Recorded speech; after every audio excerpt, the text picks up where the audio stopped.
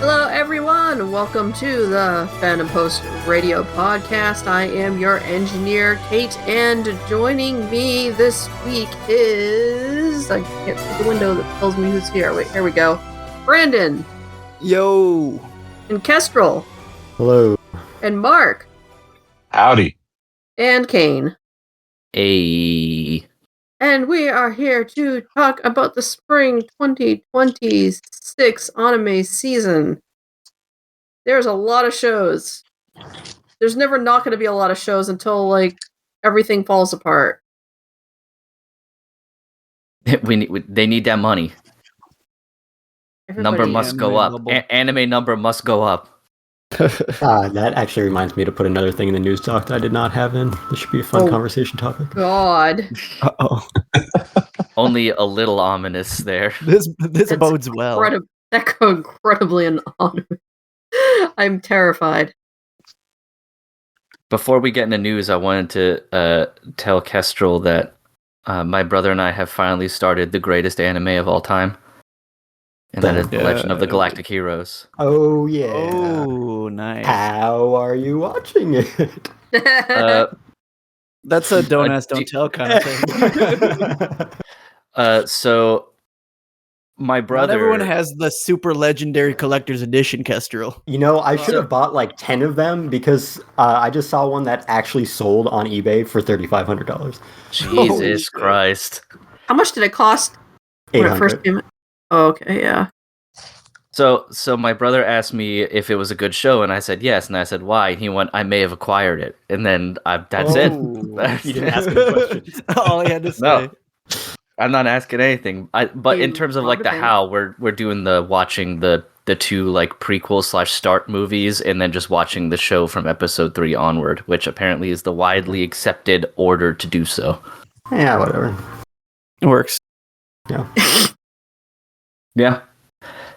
It's sick, but I figured I'd tell you that because I was like, I've been putting it off for a very, very long time, and then he was just like, let's watch an anime. We haven't watched an anime together for a long time. And I'm like, you know what?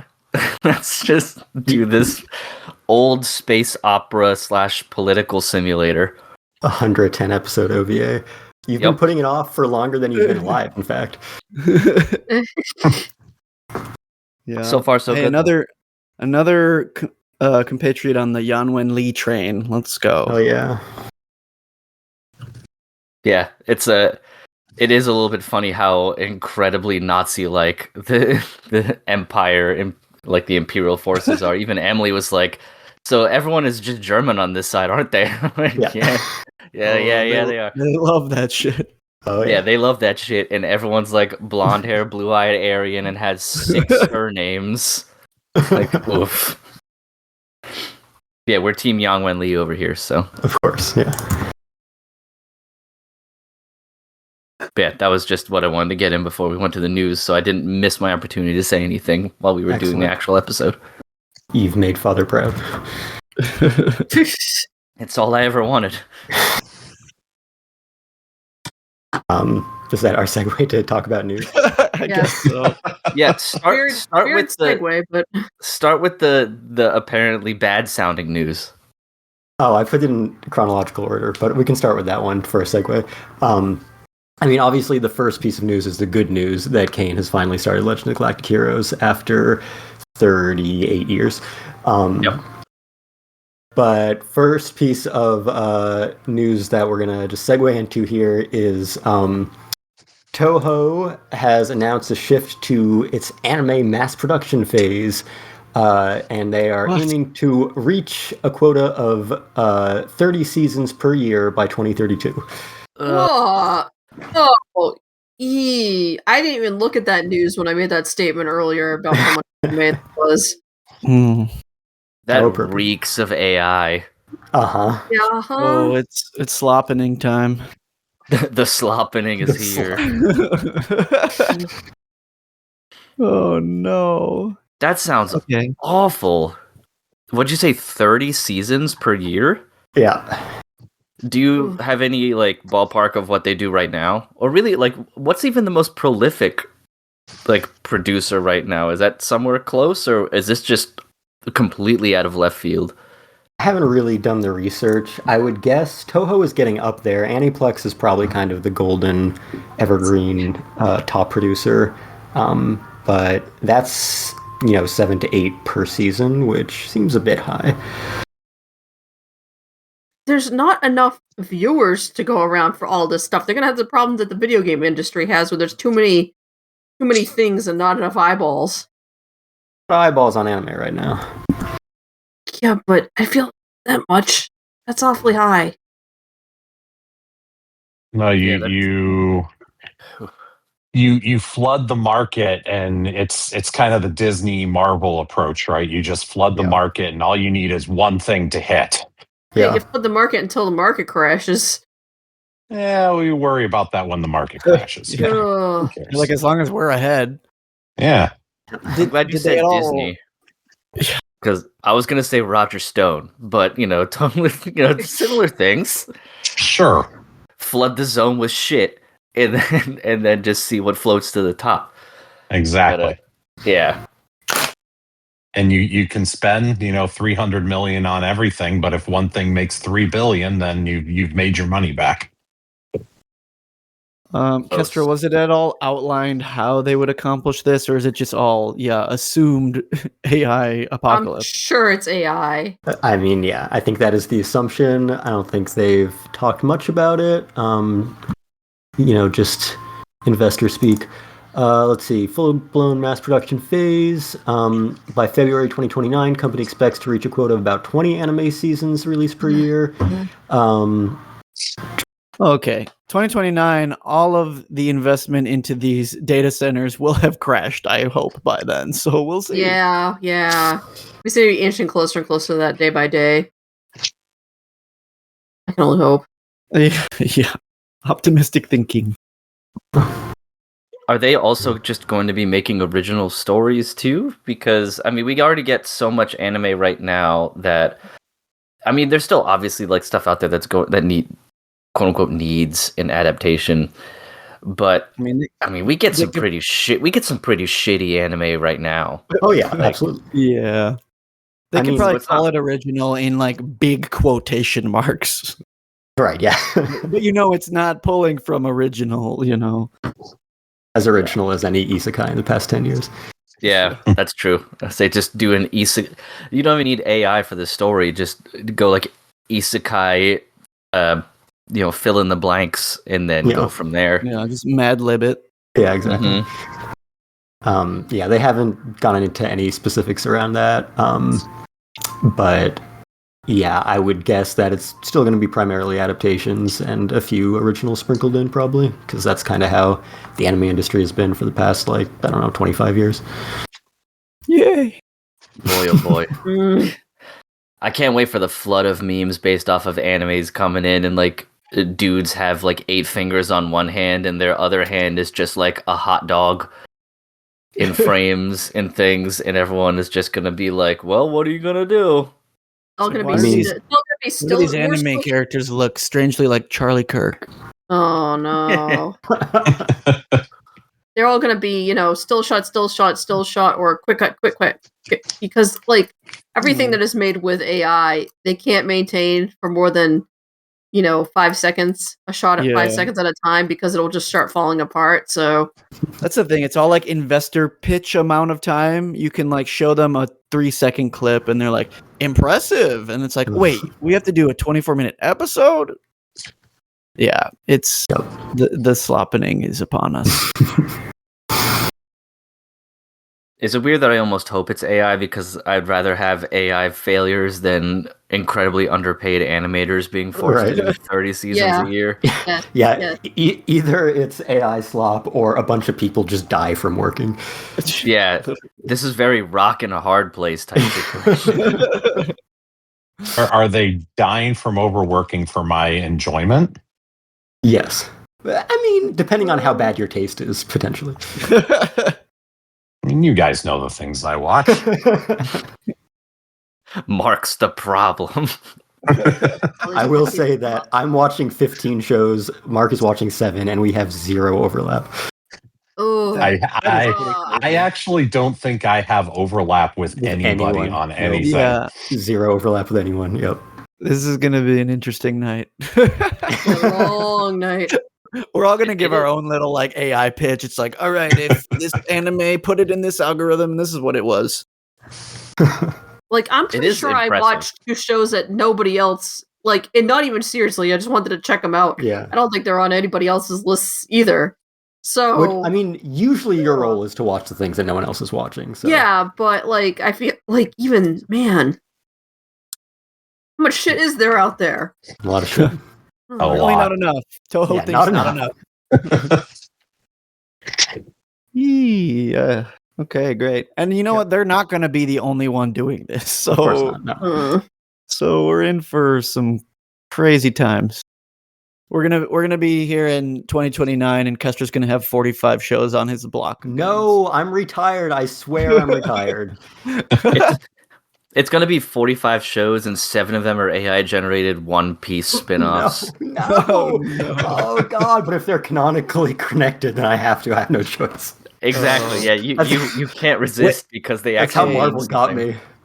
Wit Studio did get caught doing some AI in That's true. I think Slime OP or something. So everyone's now like, it oh, was the Ascendance of a Bookworm. Okay. oh, Bookworm, yeah. Yeah. So everyone's like, Drag oh, my is slime into this. the One Piece is gonna be the slop piece. Well, it's funny They're because sloppy. I didn't put that in my news, but yeah, you know, they got called out for it. People were like, "Hey, these backgrounds look AI," and they're like, "Yeah, they are." Well, yeah. But in their statement, they're like, "Yeah, it's because we outsourced to someone who outsourced to someone who outsourced to someone. We at Wit Studio would never use AI in our productions." Asterisk, footnote, except for that one Wit Studio production, which was explicitly made for the purposes of creating it with AI. That was an exception. Oh man, God. Which did happen. Ugh. This might be a hot take, but can we go back to the news articles about like people dying instead? 'Cause, like, those... No, we decided that AI was better than people dying. This was 5 minutes ago. Also, Brand, to be fair, this is only the first story on Kestrel's list. There could yeah. also This is the lead be a hitter. death or two. Yeah. You're right. I would like to go back to the embezzlement charges. Yeah. Yeah, right. It's like, okay, can creators stop molesting children and go back to tax evasion? Can news stop being about AI slop and go back to being about people dying? Honestly, we didn't know how good we had it. We should make our news segment like we should make like a bingo card for it, and it's like anytime we check off a box of like, oh, embezzlement, oh, some dude looking at kiddie porn, oh, like anything, it's just like every time it hits. Depressing number of bingos. Yeah. The boomer takes from our generation in like 20 or 30 years are going to be crazy. It's like, well, back in my day, our creators just embezzled money and did tax fraud. You know that back in the 2010s, people actually made media? Wild. What? Amazing. What do you mean? All right. I Right. swear the rest of the news is actually positive. Okay. And Yeah, I I don't know about this. I didn't even put that one on there originally. It was just because Kate was so I don't know, prescient in her comments. Damn. She just predicted it. So now you're blaming her is that's what I'm Yeah, hearing. basically, yeah. Always Okay. Bunch of other news. This we were talking about this tangentially before we started recording, but that doesn't work for a segue for anyone but the 5 of us. Which is Steel Ball Run finally gets an announcement of more coming. It will be. They're calling it the next core, as if the first single episode constituted a core. But that's going to be the second stage. And it will begin streaming in fall 2026 on Netflix with 1 episode released each week, as we always intended, they say, as if it was an intentional marketing decision to plan that and never tell anyone after releasing 1 episode on its own. Bro. But yeah, that's the plan now, apparently. Okay.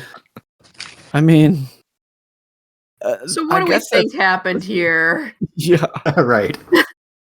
They didn't have time to actually do stuff to the quality that they wanted to do stuff with. They got 1 episode done and dusted, and they were like, okay, everything else is still like storyboards. We don't have time. They went to the investor meeting like a year ago, and they were like, all right, we'll have it coming out. When did it come out? March something? Have it coming out in March, weekly episodes, just like everyone wants. And then January, they were like, so it turns out horses are hard. You know those horses you saw in the first episode? Yeah, those are the only ones we've got. Yeah. We got 47 minutes for you. The miscommunication had to be so off if they truly believed from the start they were going to get a full season, and now it's like, no, we're actually going to put one out and then delay for like half the year. I don't know. Yeah. David Productions swindling Netflix or something. I don't know what they pulled to get that done. Yeah, or just Netflix demanded a deadline, and they were like, yep, we'll give you the first core. That core might be one episode. Yeah. John Netflix doesn't know what a core is. True. Probably Complete not. disrespect for the traditions. Disrespect for the art form. I've just figured out what cores versus seasons are after all these years, and then Netflix just casts it aside. Yeah, well, considering what Netflix thinks anime is, you know. Mm-hmm. Like, don't worry, they can binge it all right. All 45 minutes of it. Absolutely. Okay, more Netflix news. This all worked a lot better when this was going to be our Netflix One Piece episode, because all of the news I had was Netflix news. Next news is in fact related to Netflix's live-action One Piece. Well, they announced a few things about One Piece, all related to Netflix. One of them, the One Piece is still happening. That's about it.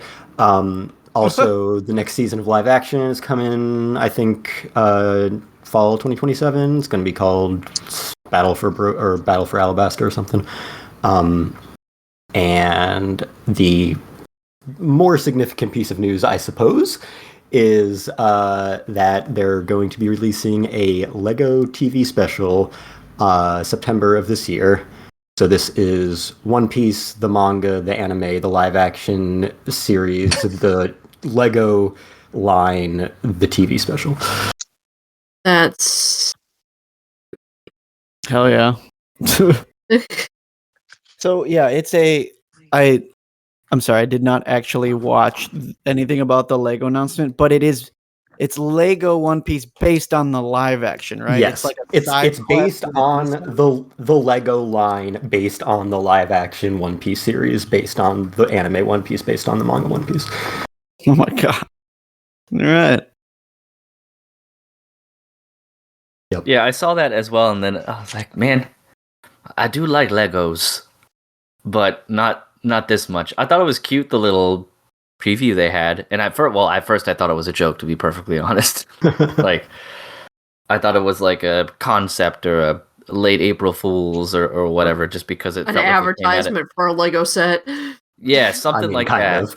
Yeah, I mean, basically, but it just came out of nowhere. That was the thing. I was like, oh, they're just doing a Lego thing? Okay, is it like what is it? And then, as Kestrel said, yeah, it's like based off the live action and all that. So yeah, they've done a bunch of those, like not just the Lego movie and the Lego Batman movie, but there's been like a bunch of Lego Star Wars specials on Disney Plus or whatever.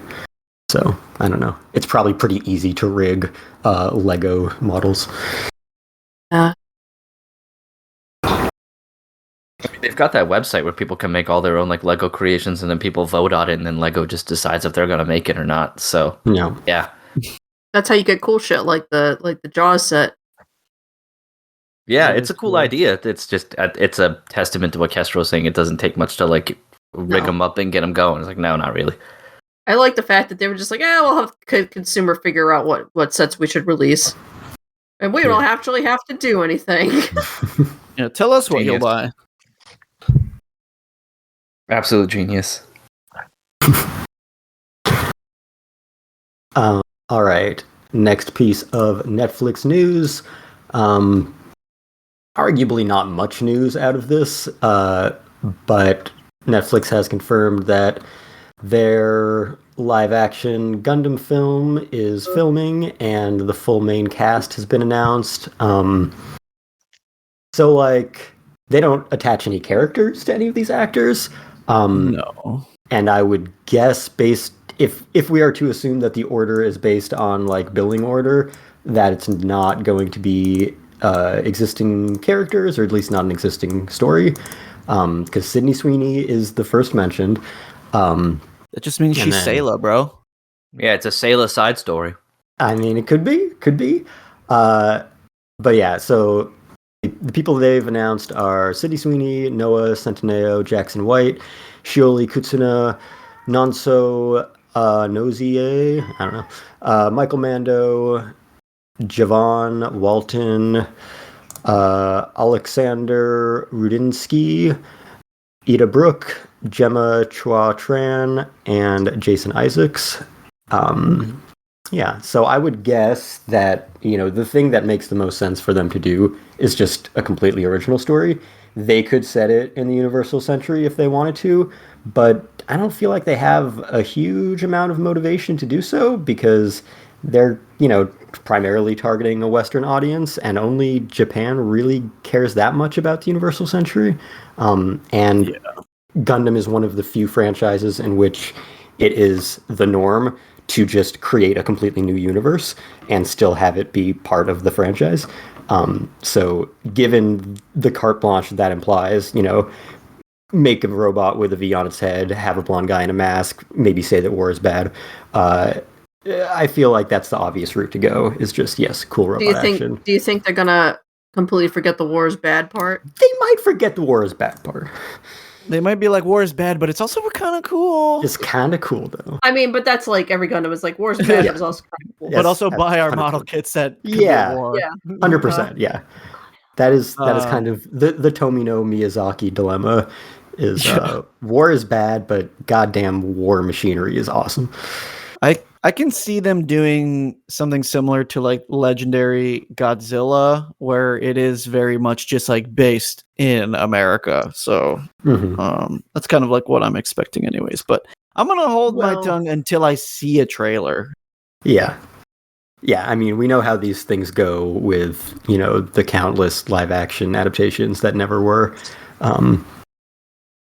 Like Akira has been thrown around for decades. Keanu Reeves was announced as Spike Spiegel 10 years before the Netflix series, etc. So yeah, we'll see if it actually happens. It's Netflix is doing their kind of heavy PR claims that make it seem more substantial, but anything could happen. But as far as it being in America, I mean, again, they have the benefit of generally these stories take place in space primarily. And B, even in, most of the Gundam media that exists out of Japan, it's already kind of Western names-ish. It's very bizarre Star Wars-y names. But emphasis the ish. It's not Japanese names for the most part. There are some Japanese names in there as a result of them just being Japanese creators, but there's a lot of not that. So I think they get to get away with making a new story. They get to get away with, obviously, as we saw in the cast, mostly not Japanese cast, which is not surprising, because I think that would fly anyway, because most of the cast is not explicitly Japanese anyway. Okay, how dumb? But do you think they're gonna go for dumbass Gundam character names that don't make any sense? They have to. I hope so. I hope they're real dumb. They gotta be. And I think the fact that people are so used to like a major theatrical film coming out called The Mandalorian and Grogu gives them a lot of leeway to kind of just come up with whatever absurd names they need to. True.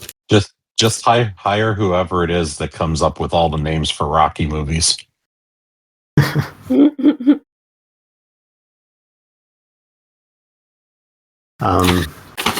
Yeah. So we'll see if anything happens.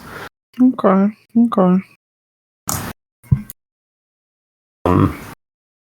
Kane had to step out, which is unfortunate because he is the resident Gundam guy, and I don't see if he had anything to say, but we can circle back. Oh, yeah, I can pop back in for a second, then I gotta split for another BRB here. But yeah, my main thing was just Jason Isaacs is Bright Noah, and he just slaps everybody over and over again. So this is in the Universal Century. I feel like I generally agree with everything that you guys were saying, because I still have my earbuds in, which is essentially this most likely is going to be non-Universal Century, and for the Western audience, it doesn't matter. Nobody really cares all that much for the group that Netflix is trying to find with this. So yeah, I feel like if Jason Isaacs slapped me, my jaw would break. He looks like a scary motherfucker. Yeah, and they got to turn up the sound effects whenever he does it, and make sure it does the fa sound effect every time. Yeah, every time. Yeah, hopefully they use those 1979 sound effects. Oh, that would I hope so. Absolutely. I need the like new type psychic sound effect. Yep. Okay, and then my last piece of news from today. We talked about Shonen Jump not too long ago, and one of the topics was, hey, that Kagurabachi looks like it could be pretty big, but generally these series only get big when they get anime announcements. And there had been rumors of a Kagurabachi anime for like years at this point. For so long. But now it's finally confirmed, April 2027. They put out a little teaser for it. They've got the lead actor cast. Main staff, no one that is necessarily a household name. The studio has done very little, but it might be like Cygame's second anime studio based on the name and association. But yep, what's happening finally. Yay! I've been so excited for this to finally get announced, but I'm also so scared because it is going to be like the next like big shonen action shonen like I'm just always afraid when these things get the big fandom that they get and all of the the opinions that come with it, but I am excited. I do think it will. I mean, the preview looked nice for what it was, which was short, but yeah, for the investor-directed 3 seconds of animation. No, exactly. Yeah, with its like Instagram filter-ass colors, but yeah, it looks great. I'm excited. I'm investing early. I'm calling out Logan Paul. He's got to buy my first edition, first chapter Kagurabachi Shonen Jump that I got in Japan. I'm putting it up for $1 million if he wants it. So, yeah. Yeah, I saw your tweet. That's good content. I assume no one else did. So. I can't deny it's good content. But I hate it, and I hate the world we're living in. Yeah, we don't have to talk about what's happening with manga in that sense. Not newsworthy. Could be its own episode, I suppose, but... Grifters suck. More news at 8. No, for real. Sort of adjacent to that, I've been getting really into the One Piece card game recently, and terrible time to be getting into that. It's like worse than Pokemon in terms of the scalping and stuff. Oh, God. So crazy. Yeah. Well, that's what I got for news. Yay. I guess if Kane is still not back, we can either start with one of the things that Mark is watching and no one else is, one of the things that me and Bran are watching, or one of the things that me and Kate are watching that Kane is not. Fair. Is Kane watching Witch Hat? Yes, everyone's watching Witch Hat except Mark, because Mark hates Joy. Okay, I'm back. That is truth. Yes, I do in fact hate Joy. Kane, you're the boss. What are we talking about? Oh, actually, sir. So I know that there's a lot of new shows on this in the season, but I really, really want to know why One Piece is at the bottom of Brand's list and then at the top of Castro's list. Well, to be fair, I don't know. Maybe we're assessing it differently. But before, when One Piece was like one big continuous thing, it was hard to put it on the rankings because of its, impact and longevity and all that. But now that it's seasonal, and I can just like, rate it for what it is. I've only watched the first 2 episodes of the newest season, and to be honest, very slow, very just like, it's kind of like a silly, it almost feels like a little side adventure until the main Elbaf arc starts. So in my opinion, compared to like some of these like really standout new shows this season, it's not as, enticing or good in my eyes, but Elbaf is an amazing arc and will pick up the pace, but from what I've seen so far, I'm enjoying everything else more. So, are you saying that in September, when you gave One Piece a ranking, it was based on 1,155 episodes, and now because it took 6 months off, you are basing it on 2?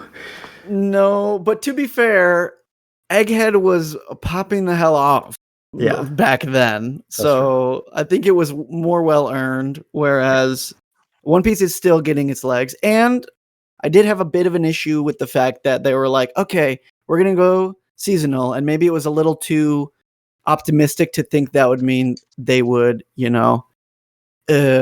change how they paced the show at all. But they're like, no, we're still going to do like 1 chapter an episode. So like the first 2 episodes for me were like really a drag. I was trying not to feel like a Zoomer TikTok addled brain of being like, I can't pay attention to this show, but it was just so slow to start this arc, and I was having trouble enjoying it.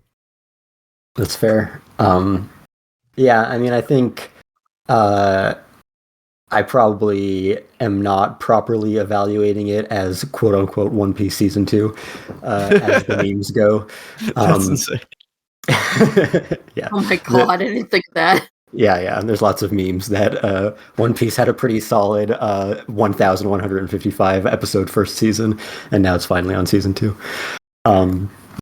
But yeah, it's when they made that announcement, they did say that it would now be 1 chapter per episode, which was an improvement in pacing over what they had to do, because they were at the point where, they were releasing an episode every week, and Oda was not releasing a chapter every week, and so it had to be a fraction of a chapter every episode. So technically an improvement over that, but yes, I agree. It still has me going, I sure can't wait for the One Piece.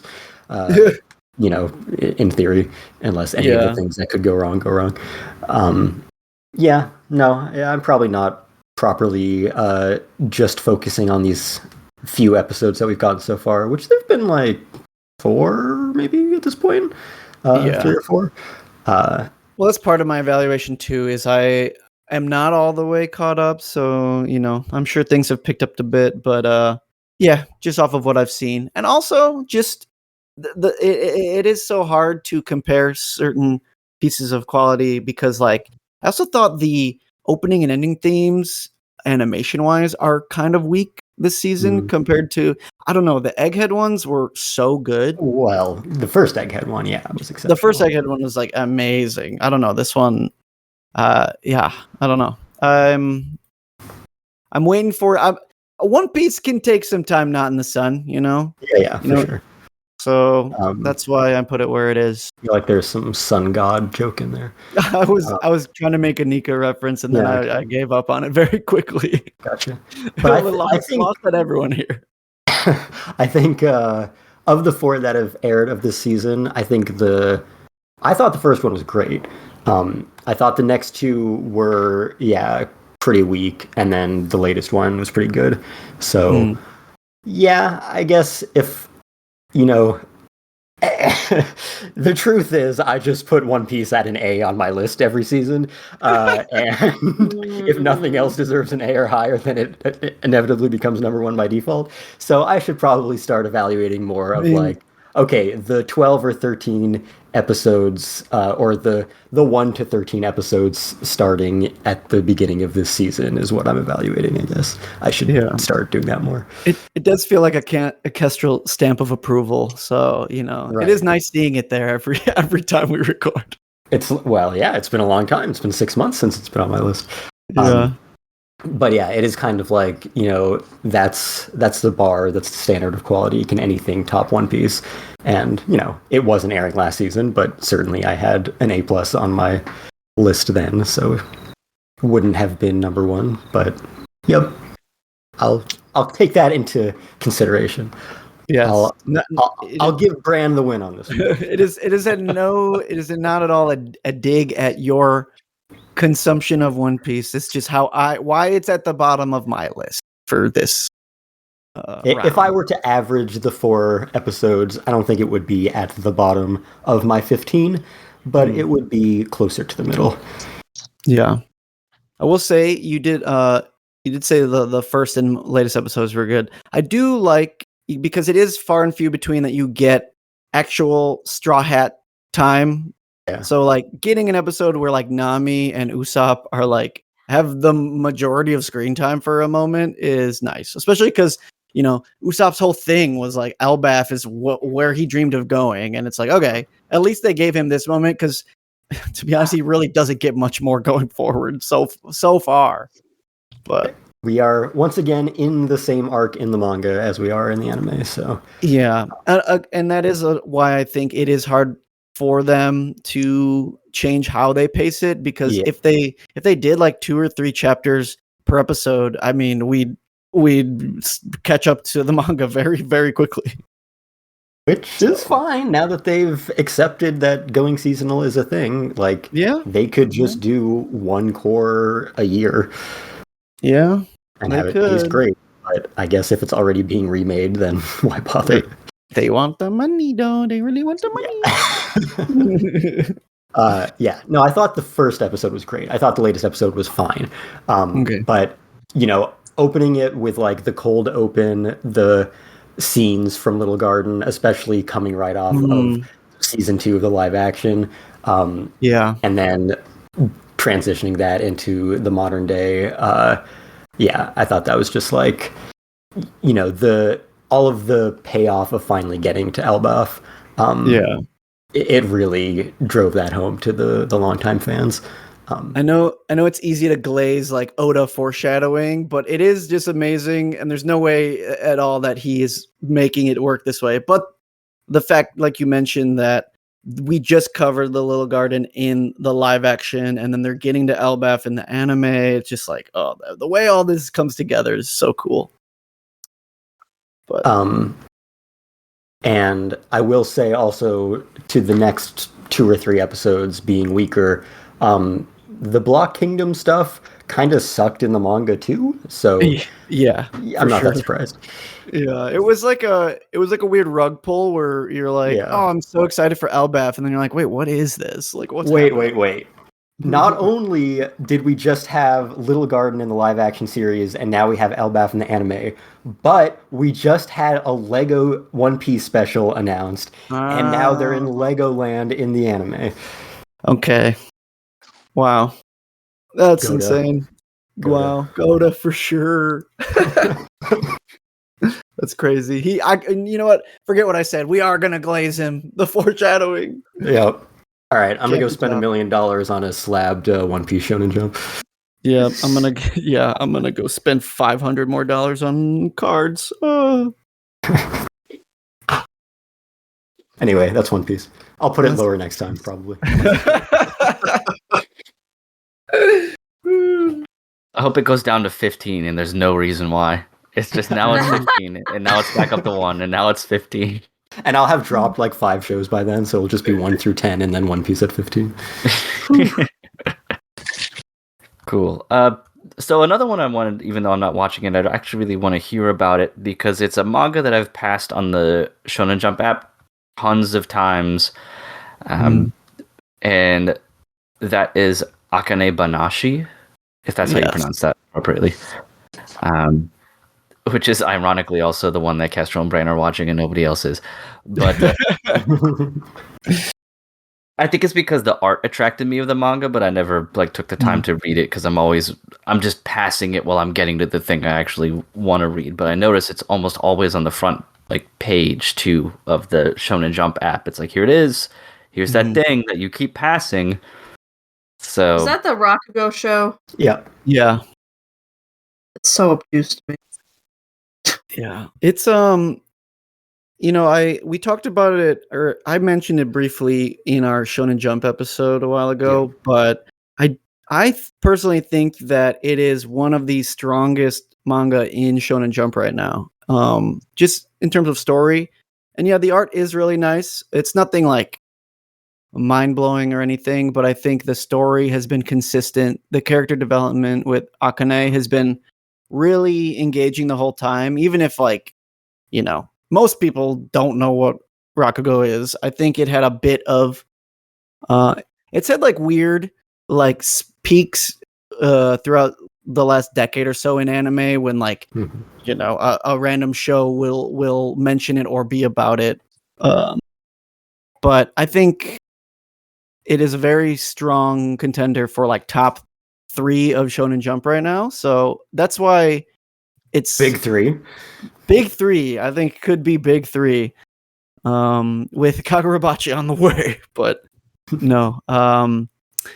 No, it's a great show. And the other thing that's really nice is it's free to watch on YouTube. They just post full episodes, which is great.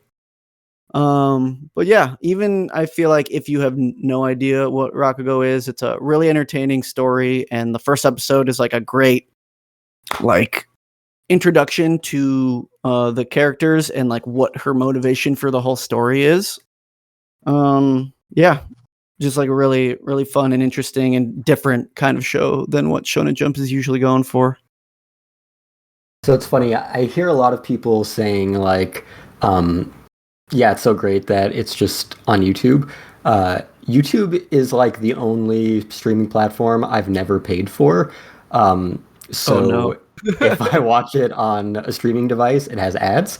And so I have to either deal with that, pay them, or just watch on my computer with ad block, which is what I have opted to do thus far. So actually, it's the only show that I'm watching in kind of shit quality for that reason. But that's mostly my fault and Netflix's fault, as always, because it is, in fact, a Netflix acquisition that they will be releasing in May because they are garbage, as always. Yep. Yeah, that is an unfortunate circumstance of it. I do YouTube Premium's one of the few ones I do pay for, so it has been very easy and nice for me. But yeah, I watch Justin Sudeikis's The Anime Business once a month, and now Akane Banashi once a week, and that's it on YouTube ever. So, yeah. Wow. Then why don't you just accept their 5 minutes of ads every 30 seconds? Because, no. Have you ever stopped to consider that perhaps they are just the products and services you're looking for? They might be. They very well might be. No, YouTube, maybe it's because I never watch YouTube, but the YouTube ads are never as targeted to me as I would think they should be able to be at this point. They're always like, do you have this disease? I'm like, no, I'm not eating. YouTube's got me on Kickstarters, man. I always get the Kickstarters for cool-looking books, and I'm like, oh, fuck you, YouTube. Nice. Yeah, I guess the fact that I don't watch anything on YouTube, don't save my watch history, and don't have ads ever, maybe doesn't give them a lot of data to work with. Yeah, because it should be anime soundtrack vinyls and the newest Oreo variants. Hey man, I've bought very few Oreo variants. Now, do I buy every new flavor of Ben & Jerry's? Absolutely, but I'm from Vermont, I have no choice. Yeah, I feel like that's contractually obligated by having lived there. Yeah, absolutely. The only thing he retained from Vermont. Pretty much, yeah. And, I import maple syrup from there by the gallon. Yeah. By the gallon? I mean, yeah, I'm not going to pay shipping prices for, a quart. So, yeah. The economics just don't make sense. Anyway, Akane Banashi, I mean, yes, I will say I'm glad that it is on YouTube instead of just nowhere for a month and a half, Fragrant Flower was, when Netflix pulled their shit with that. But yeah, I've also heard from, pretty much everyone that it's one of the best Jump manga since it started. And, I read the first 3 chapters of everything that starts in Jump, and I read the first 3 chapters of this, didn't catch me, then spent the next few years hearing about how it was the greatest thing ever. So I checked it out again. And the anime hasn't really caught me yet. We'll see, but haven't dropped it yet. I did absolutely love Showa Genroku Rakugo Shinju when that came out. But it's one of those obscure Japanese cultural things that I would only ever find out about through anime, and the fact that I love a show about it does not necessarily mean I care about it on principle at all. It just means that the show did a really good job using it as the instrument by which to convey its character drama. And having it be a performance art helped for the kind of story that Rakugo Shinju was telling. And yeah, now it's a sports shonen, and that's fine. And I like sports shonen. But nothing about it has really grabbed me yet. I'm not in love with any of the characters or storylines quite yet. But shonen series take a little bit to get going, so I'll probably give it a little bit of time. Yeah, no, that's fair. I feel it's funny because my first enticement to Akane Banashi was definitely that, Rakugo Shinju is easily a top 10 anime for me of all time. So, anything Rakugo adjacent, I was like, I'll give it a try. We'll see if we can hit peak again. But that's a good way of putting it, is that it is very much almost like sports anime formula in the way the story plays out. Like, she, starts from nothing, trains a bunch, and then it's like, oh, she has to work until this, not like a tournament arc or anything, but it's like, oh, there's this performance coming up that she has to prepare for. And so it is structured very similarly to like a battle shonen or like a sports shonen, but I do think it's like a very steady progression. And yeah, it really isn't gonna hook you super enticingly right away. And I also agree, like, a lot of the characters at first aren't super engaging aside from Akane herself, but I do think the development is really good, and the performances over time just like continue to get better and better. So yeah, and especially, I think the manga just hit about chapter 200 ish, and it's in peak form right now. So like, I'm loving reading it. So just like looking forward to that progression up until where we're at. So yeah, I think it's definitely worth a watch, Kane, if you've got the time. Yeah.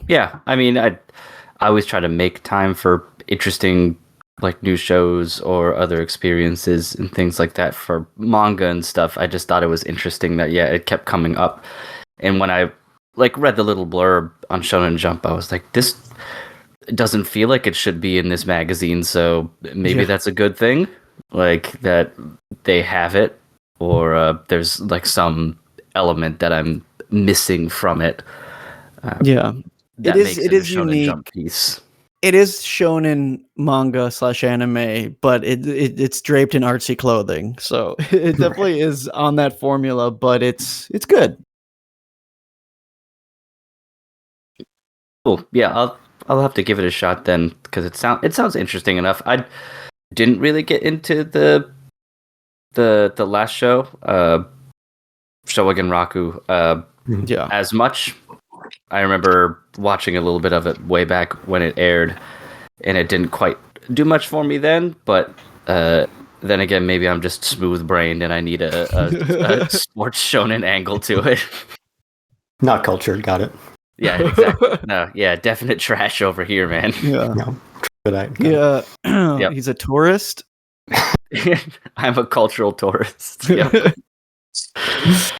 Once again, it's one of those really strange, like, Japanese art things that is just like obtuse and bizarre. It's a really, it's kind of similar to like Chihaya Furu, where like exactly that show is very similarly like very shonen-esque, very sports anime fueled, but they're playing the weirdest fucking game. And you're like, what do you mean they're like smacking cards that are based on 100 different like Japanese poems? And it's the premise of the game is insane, but like the show itself is very compelling. So It's 10%. similar lane, I would say. Yeah, absolutely.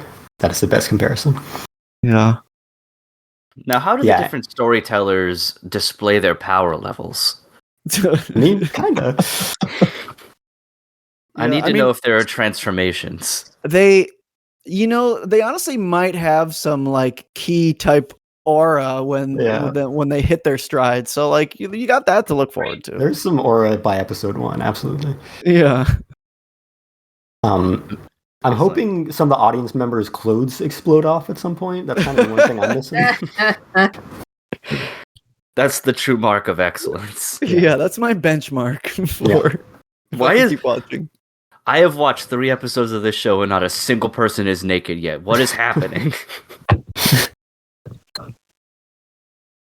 All right. Well, then we can shift on here. I'll add that to the ones because I don't have a ton on my list this season, so maybe that'll be a fun one to add for a change of pace. I mean, I feel like I have good variety, but always looking for something a little extra. So, by the way, I'll mention to all of the critics of my attempted retirement, 10 of my 15 are sequels, so this is mostly obligation watch. I'm watching only 5 new shows, technically. I don't know if that really helps your case all that much. I just dug myself in too deep with some of these. Yeah, I think that's the problem. Yeah. I feel like the chains have been broken because I like fell behind on ReZero and like just I let it go. You know, if you love it, let it go, Kestrel. Interesting. I mean, I could probably let some of these near the bottom go, but ReZero is kind of great. Yeah, so. It is. I think it was one of those where it's like it started off with like an hour and a half premiere one season, and I was I'll get to that eventually. Season, right. And then I didn't. So I see. That makes sense. That's probably a lot of people's story, honestly. Yeah. Yeah, that shows ReZero's airing this season, right? Like that, the 4th season. Yeah, cool. Too bad we aren't talking about it. All right. Yeah. So next show, I think. Talk. Yeah. I want to hear Mark talk about one of his shows, and I kind of want it to be. Mark, would you rather explain to us Aaron the Southpaw or Gals Can't Be Kind to Otaku? Because both of those are very enticing to me as titles. Well, Gals Can't Be Kind to Otaku is... Before we start this, I would like, we decide on a show that Mark will be talking about. The rest of us first decide what the show is about, and then Mark tells us what it's actually about. Sure, go for it. Well, I was thinking Aaron the Southpaw was about a left-handed gaijin boxer in the streets of Tokyo. Oh no, Aaron the Southpaw is a spin-off from the scene in Attack on Titan where Aaron throws the baseball to Zeke. It's a whole show based off that. There we go. Yeah. I thought this was just the Ned Flanders isekai anime. Nice. Very good guesses. Girls Can't Be Kind of Otaku. The image in my head is that one of like the Pepe frog that like drops his tray of food and is like looking up at the girls bullying him. That's what I assume that show is. That's what I was actually. What's funny is I was thinking a very similar vein, and I was like, "It's a humiliation thing, isn't it?" It is. It has to be. Okay, we've staked our claim. Yeah. Well, I don't have a ton to say about it, so I'll just say Gals Can't Be Kind to Otaku. It's actually not a particularly accurate title because, as a matter of fact, it turns out they can be. No. No Pepe. No Pepe. Sorry to what? No fucking Pepe. Sorry to burst your bubble there. Damn. It is. Just another entry in admittedly one of my favorite genres, which I call Gyaru plus huge dork. Except that the rub with this one is that there are 2 Gyaru. So, it's too much power. Is it though? It feels like Highlander rules. I don't think you can have 2 Gyarus. I mean, we're only 3 episodes in so far, so you never know. They could have to fight to the death by the end of the season. I don't know. I have not read the manga of this one, so now that would be. Now maybe. I'm in. Now I'm in. Yeah, now I'm in. No, I'm enjoying it well enough, but it treads treads some pretty well trod ground at this point. So, but Aaron the Southpaw, that was one that I kind of jumped on, sort of at the last minute, if that's sort of a thing. Basically, right as the first episode came out. It is not about a boxer. It's not about baseball. It's actually about art. And 3 episodes into that, I'm actually still not 100% sure entirely what I'm going to get from it, which is kind of intriguing. It's the Aaron, who is the Southpaw, is a phenomenal artist, but who is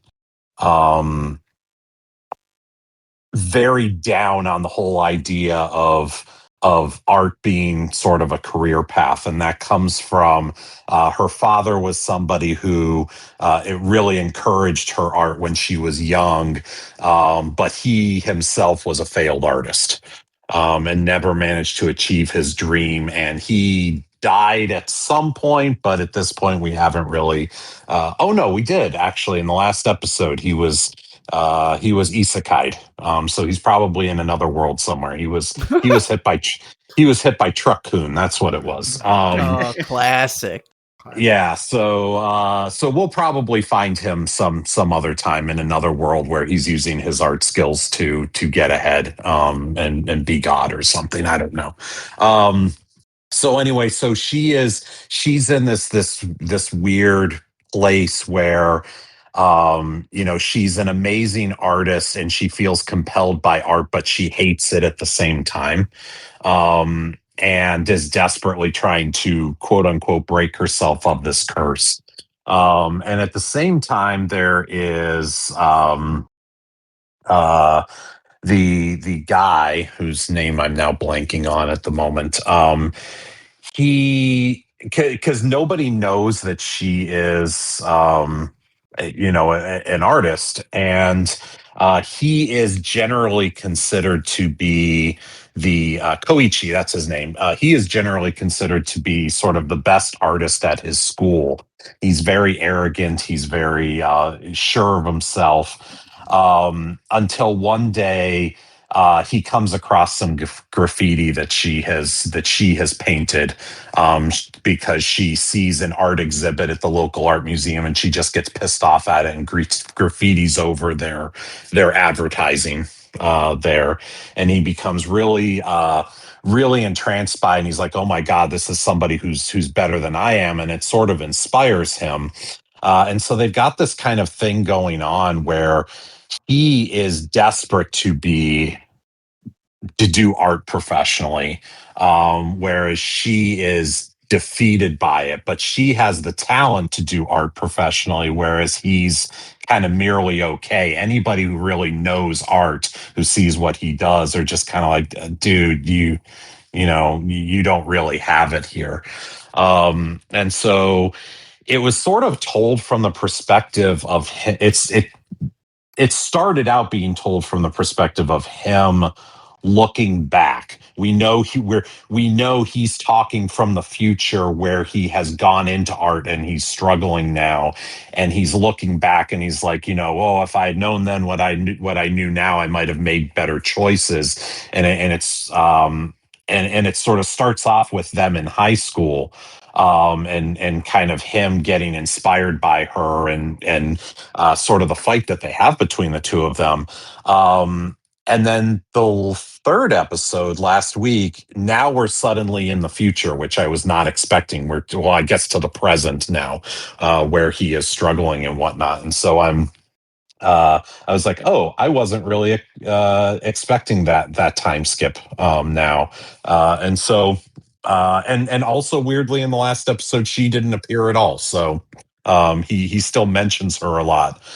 So I went into the series expecting something that was sort of quiet, introspective, quiet drama sort of thing, and then it immediately hit me with upbeat jazz in the opening credits, and I was like, "This is not at all what I was sort of expecting." And it's a show with a lot of attitude.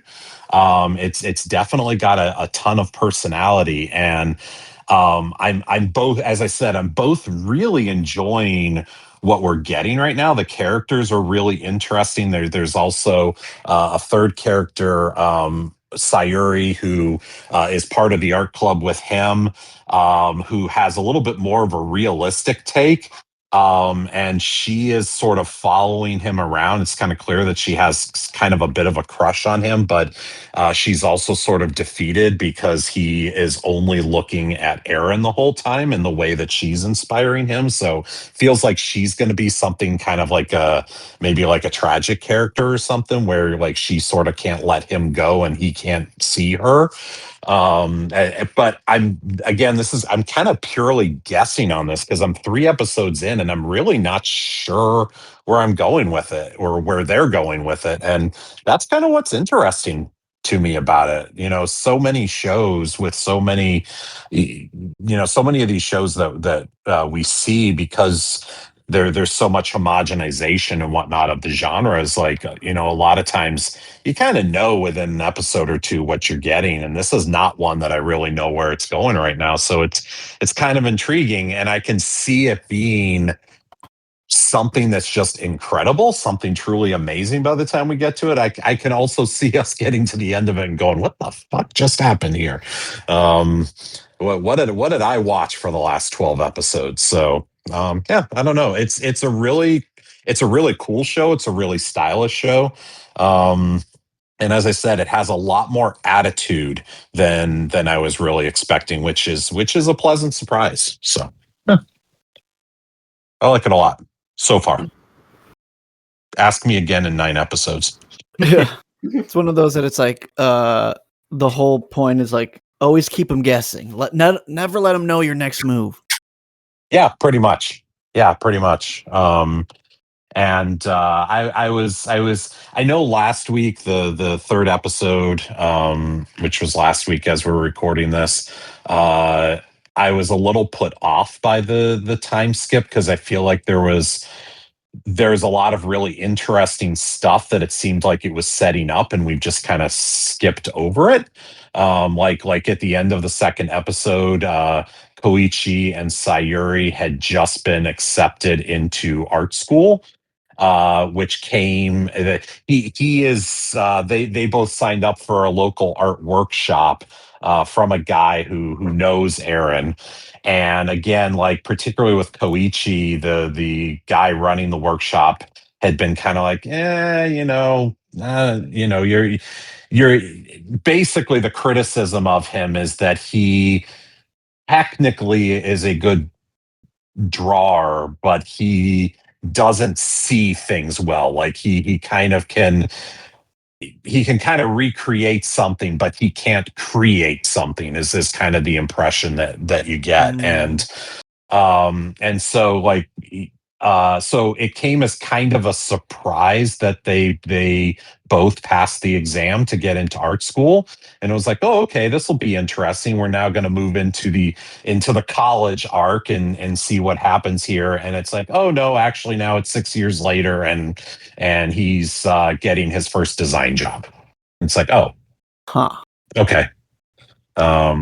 So yeah, and so this is actually a show that I'm reviewing weekly, and one of the things I kind of said about it is that it's just sort of you've got sort of an interesting kind of paradigm between the person who can't but is unmotivated to do it, and the person who can't but has all the motivation. And clearly at some point they need to try and get together and leech off of each other the other one does really well, but we'll see if that actually happens.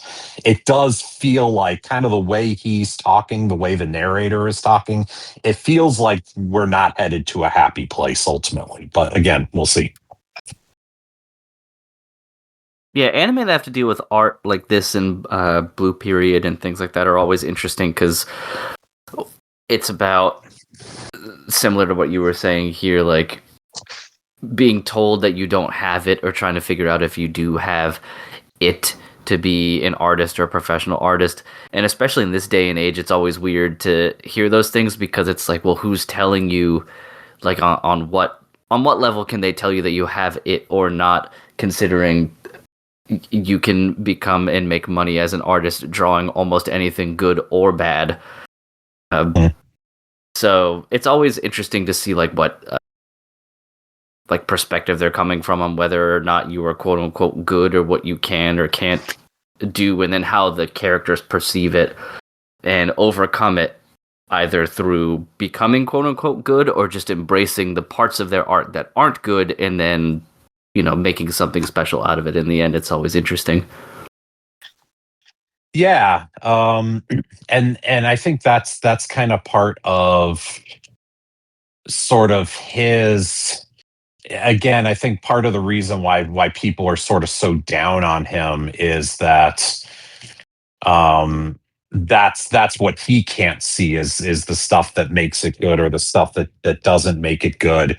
He's just convinced that, well, if I work hard enough, then it's going to be good and I'm going to make it. And I have the drive for this and whatnot. And yeah, it's kind of like you said, it's sort of hard to quantify a lot of times, this sort of thing, even in a visual medium like this. Yeah, exactly.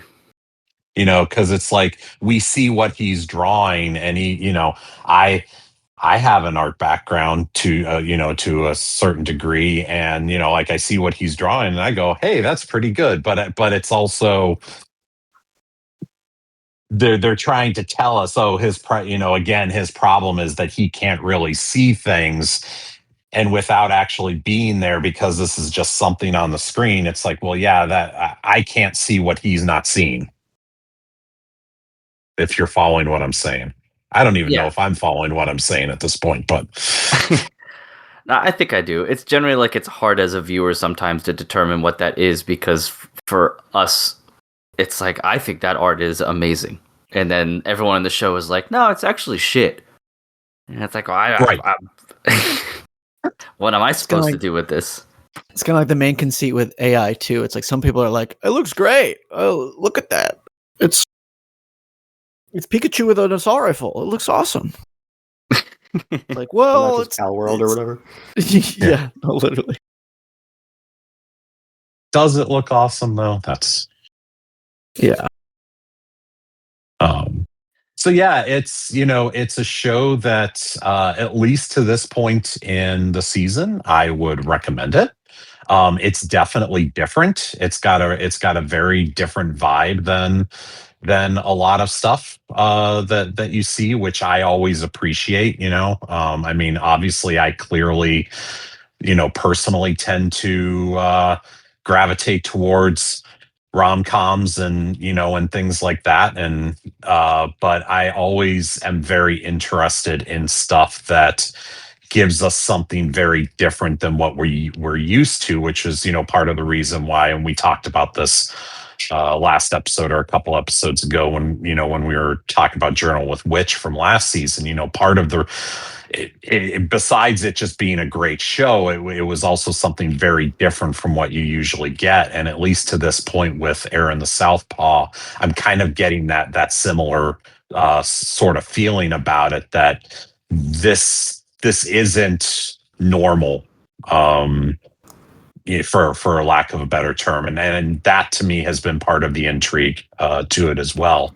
So you know, like I keep expecting, you know, as a longtime anime fan, as a longtime storytelling fan, you know, all I keep hearing is, you can't do this, you can't do this, you can't do this, and you know, and I keep expecting him, because he does nothing but persevere, there's going to be a certain magical something, and there's going to be that one person who sees something in him that that nobody else can see, that keeps pushing him and whatnot. And it's like, no, actually everybody just keeps telling him to give up. There isn't that one person, and him from the future narrating his story to us is kind of making it sound like he should have just given up. So it's as I said, I don't really know what we're going to get from it, and it gives it a very different kind of attitude, and that's something I can appreciate with it, even if it doesn't turn out to be as good as I might like it to be. I just like that I'm getting a different feeling from it. Tim. Thank you for educating us on some of the shows, even if our predictions about what they were about were only a little off. A little. You had the you had the fact that, well, sort of had the fact that she's left-handed. So there you go. Yeah, you're gonna have to give us a couple here. Yeah. And actually, the whole Southpaw bit, I'm not even sure why that is such a big deal at this point. Like, it's sort of been mentioned. Oh, she's a left-handed artist, and okay, so what? Like there's nothing that's been like, oh, because she's left-handed, it gives her an interesting the way she does her brush strokes or something is a little bit different than your average person, because she's brushing in a different direction or whatever. But I don't know. I really don't know what the whole thing behind that is, other than, yeah, she is left-handed, so Just wait for it's not 3 the more disadvantage.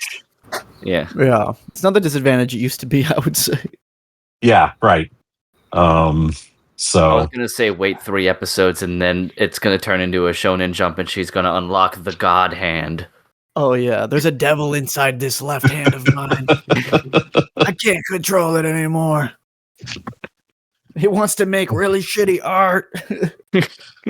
maybe it'll be one of those things where because there was an implication in kind of like I guess a flash forward, like he's getting his ass kicked in like a flash forward by what looked like a mob person.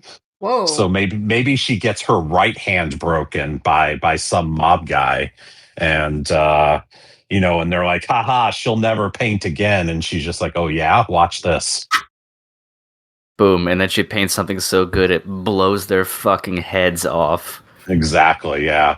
Yeah. So because I'm actually left-handed as well, and back in my younger days when I used to play basketball, I wrecked everybody by going left all the time. They couldn't stop me going left.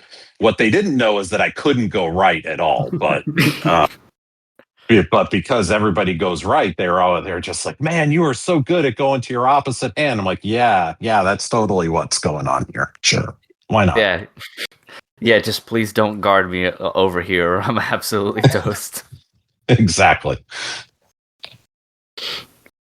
All right, well, let's keep the train rolling here, and we'll move into something that we've got a little bit as close to a full group watch as we're gonna have, and it's something that I know Kate was looking forward to for a while, and I know I've been reading the manga quite recently, getting caught up and things like that, and of course I'm talking about Witch Hat Atelier. So Kate, I want to hear what you think of the adaptation so far.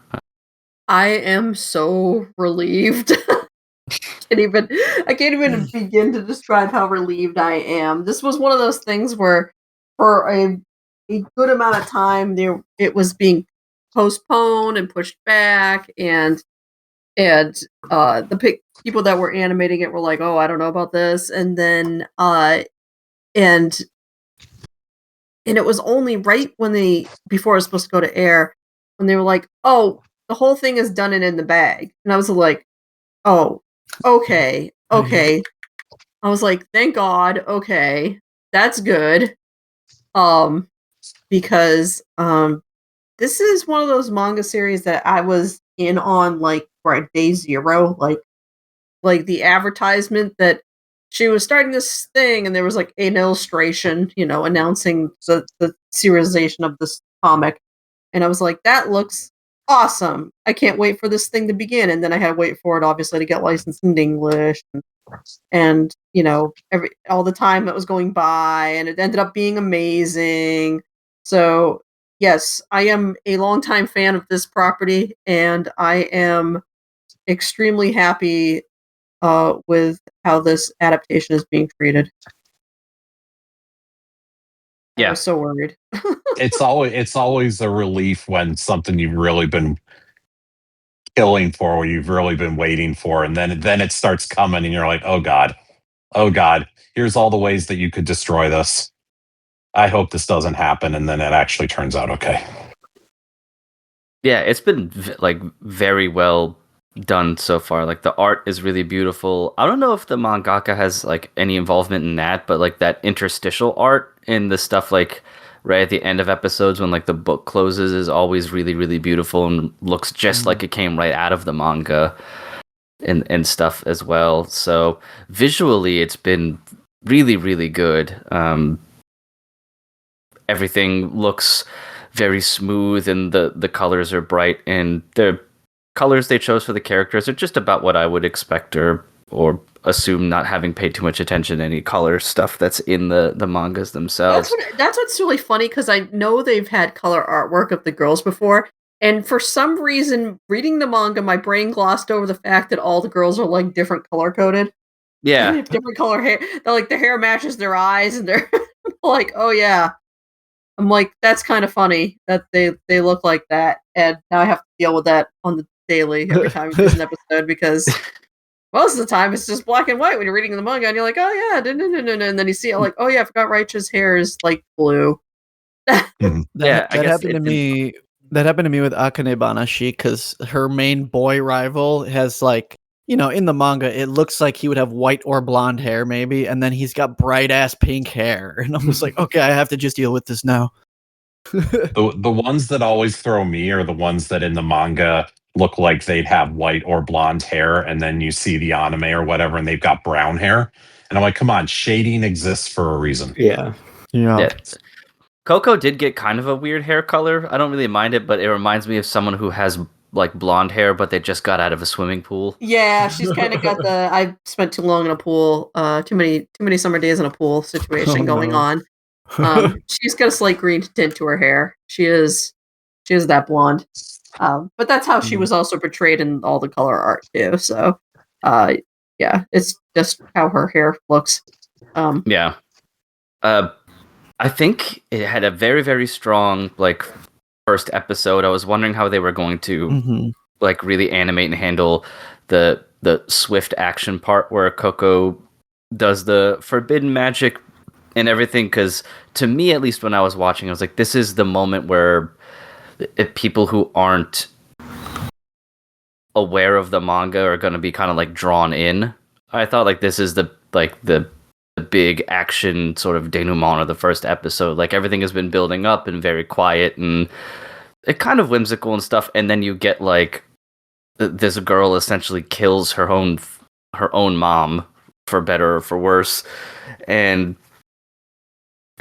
I was wondering if they were going to handle it in a way that made it more like actiony and exciting, but also with the gravity of what's going on, and not just like oh no. And I thought they handled that really well. I think the main thing that I guess I didn't appreciate as much in the manga, or maybe didn't notice it, and Emily and I were talking about this, is how like motherly Kifri is to everyone, and how it feels like the show does a lot of like flipping the scripts of like traditional gender roles in that way, because Kifri is always very gentle with the girls in the school. He stoops down to their level to talk to them when he wants to talk about something important, rather than lording above them or anything. He drops down to talk to them eye to eye, and he's very gentle. And there was a part of me that was a little concerned when we were watching. It was like, people aren't gonna like take this in a weird way, right? That people are gonna take it in a weird way. People take it in a weird way. I did not I did not check on purpose because The times we live in, yeah, in my gut, I was like, people are gonna take this really weirdly, but it's just this is a guy that he's just playing. He's a motherly teacher, really gentle dude. So he's just taking that role, which is a really fun gender swap of how those character archetypes usually go. And I mean, as you go into the series more, he's gonna do more like actiony things too, if that's what you expect out of him. And you learn more about like his background and kind of why he is the way that he is and how he kind of developed this personality. But I found it really refreshing, though. Yeah, there was a part I was like, people are going to be weird about this, aren't they? Yeah. And if I have to be talking about some updates on Keyfree in our next news segment, I'm not going to be happy. Oh no, he'll be in the news. Keyfree is a good boy. That's okay. Dad will show up soon. So then the house dad is going to show up soon and be like, "What the fuck is going on here?" I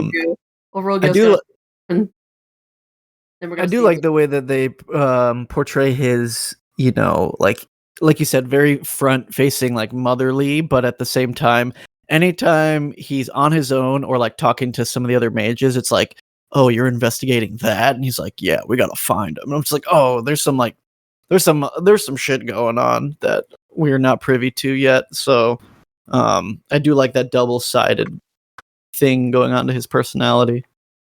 Yeah, there's like he's got an angle to it, and it's not entirely clear in the show like what that, like you said, what that is, or if it's truly ominous or anything for the most part. But yeah, he's like, there is a motivation for him to be very gentle in teaching magic to all the girls, but especially Coco, because of what she potentially represents for him, that he has to be extra protective of her and make sure that nothing goes wrong, because she's the link to, you know, the bad guys. She's the lead he needs. Yeah, so she can't get scared off or hurt or anything, or that lead is gone, so he has to be even more so. It just, yeah, it is what it is. But yeah, old Ruggiero showing up to be the dad of the house will be a welcome sight eventually, and I think he also just adds a good extra character dynamic to the, like, everyone's relationships as well, because he's one of my favorites, Brain, because he always acts very put upon all the time. He's constantly overworked and underpaid, and he does not have time for your bullshit. Yeah, the working man's mage. Yep, that's exactly. He's a blue collar witch, is what he's got going on. That's good. Yeah, I've really loved the show so far. I think the only thing that irked me a little bit was just it's obvious there's going to be some confrontation between Coco and Agat, just because of like the difference in background and, like, you know, the new kid on the block who just got a free pass compared to the one that's been training this whole time. I'm not huge on their dynamic, but I know that it's just like a natural, you know, butting of heads of two ideologies and types of people that will, you know, eventually get better. But yeah, I wasn't huge on it at first, but I think by episode 3, when she goes to do the test on her own, I was just like, okay, I love where this is going. And like that whole exam on like the little floating island things was like what really hooked me. I think the first episode was a great premiere, but like that third episode, I was like, okay, now I'm really in. Yeah, the Dada range test. That's a really good one too, because it's the first time you see Coco kind of exploring what will eventually be like a major boon for her character. And Bran, are you caught up or pretty up to date past that? I think that's the last episode I watched. I am not all the way caught up.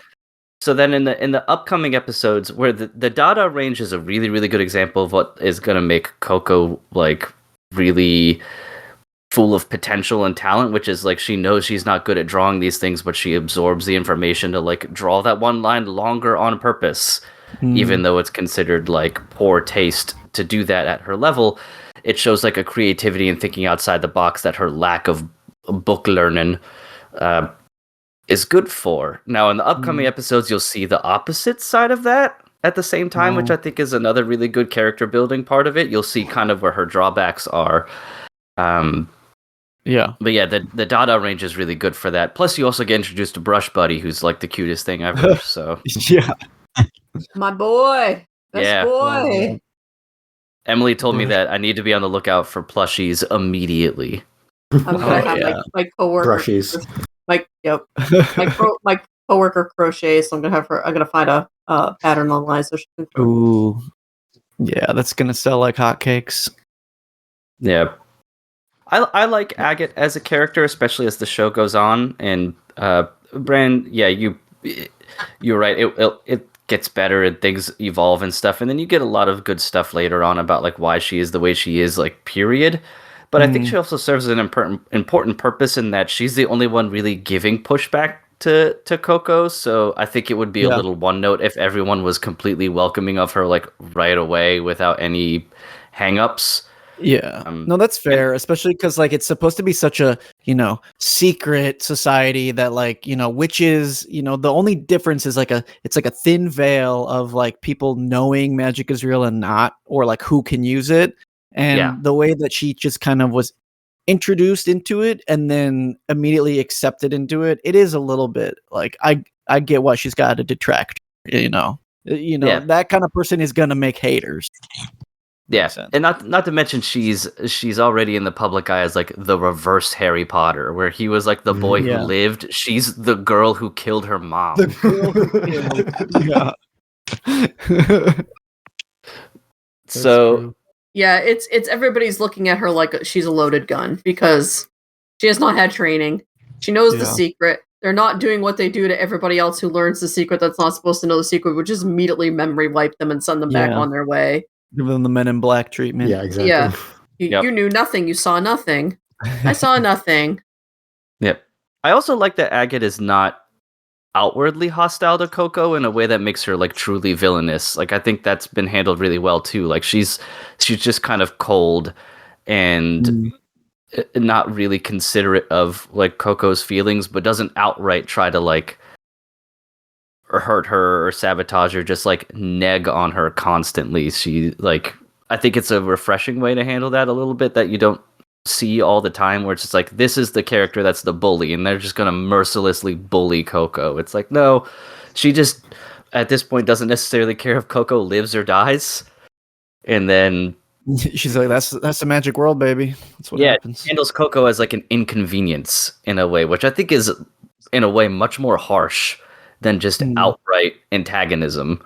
It's nope, you go into the Dada range, and if you fail, you'll never be a witch, or you could die. It doesn't matter.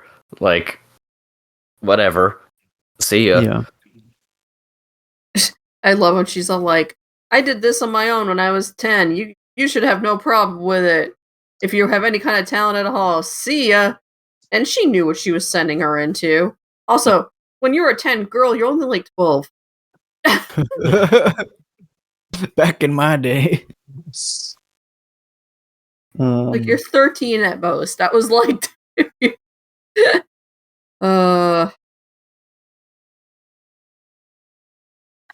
Yeah, I think I'm really looking forward to how the show's going to keep building out this world of witches, and kind of how witches are all just sort of pseudo blue collar handy people in their own ways for like non-magic users and stuff. And I know we talked about this, especially Kate and myself on the show when we were just discussing the manga, but I think one of its really like strongest points is how it builds out this universe with all these characters from different backgrounds, different capabilities, skin colors, all that, and just intermingles them so well together that it feels very like seamless. Yeah, like we barely touched the world building at this point in the anime, and there's a lot more coming up that's kind of like we've seen stuff, but it's been like ooh, look at this fancy city, ooh, look at that cool thing, ooh, look at that cool thing. But like we don't have a good grasp on how their world is arranged or set up or anything like that. we kind of saw the Witch City for a hot second at the end of one of the one of the episodes, but that's Yeah, so it'll be I think it could be a really big strong point of the series, as well as how they handle all of this, because the cast of characters gets kind of large over time, and some are more bit players than others, but they serve like important pieces for like the little story arc that they're in this humongous world that they keep building out. yeah. They go out of their way to show all of the various amazing ways that abuse of power can be for witches, including an incident with where everybody's putting bad aspirations on my boy Kiefer, and he is not the perv. We meet the pervs later, and they get dealt with in a way that most anime and manga do not deal with the pervs. Which is in a realistic fashion. We love that. So, yeah, people are not used to that in shows. It's also worth pointing out the soundtrack being handled by the main From Software composer. I think is awesome. Yuka Kitamura. She's made most of them. So she did Dark Souls 3, Elden Ring, Bloodborne, Sekiro. So there's definitely a pedigree for the fantasy stuff. So I think that's a really keen choice for the soundtrack for here. Has anybody besides me watched the most recent episode that just came out today? I did not, in solidarity with Kestrel. Okay. The soundtrack really, really shines in this most recent episode. Really. Nice. And it's usually the last thing I notice is what the soundtrack is doing in most things. I don't know. It's just me. I'm like, yeah. Even this episode, I was like, holy shit. It's really, really strong in this episode that aired today. Nice. I'll have to get caught up. Everything was very strong in this episode that aired today. So if you haven't watched it, yeah, it's your homework assignment, everybody. Hey, I'm always caught up, but we just had to record on Monday right when I get done work. I know. Yeah, I had no time. I was like, I'm gonna watch 2 or 3 episodes right before we start. I had no time for that. Y'all in for a treat. So nice. Yeah, definitely enjoying it so far. I have no experience with the franchise at all, except I have similarly been hearing about how good it's been since the manga has started, basically. So yeah, really glad to see that it has such a strong production, that they have it all finished for this season, at least. And yeah, it's beautiful, it's joyous, it's a really interesting magic system. Let's see, the Dada range, I was disappointed it was not in a Dada art style. Yeah. No. Spelled slightly differently, but yeah, whatever.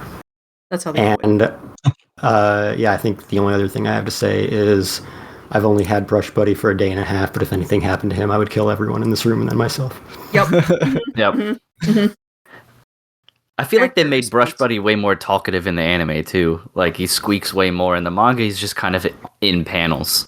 Yeah, he makes wee noises occasionally, or whatever that sound effect is supposed to translate to. But yeah, that's just like everything, animated.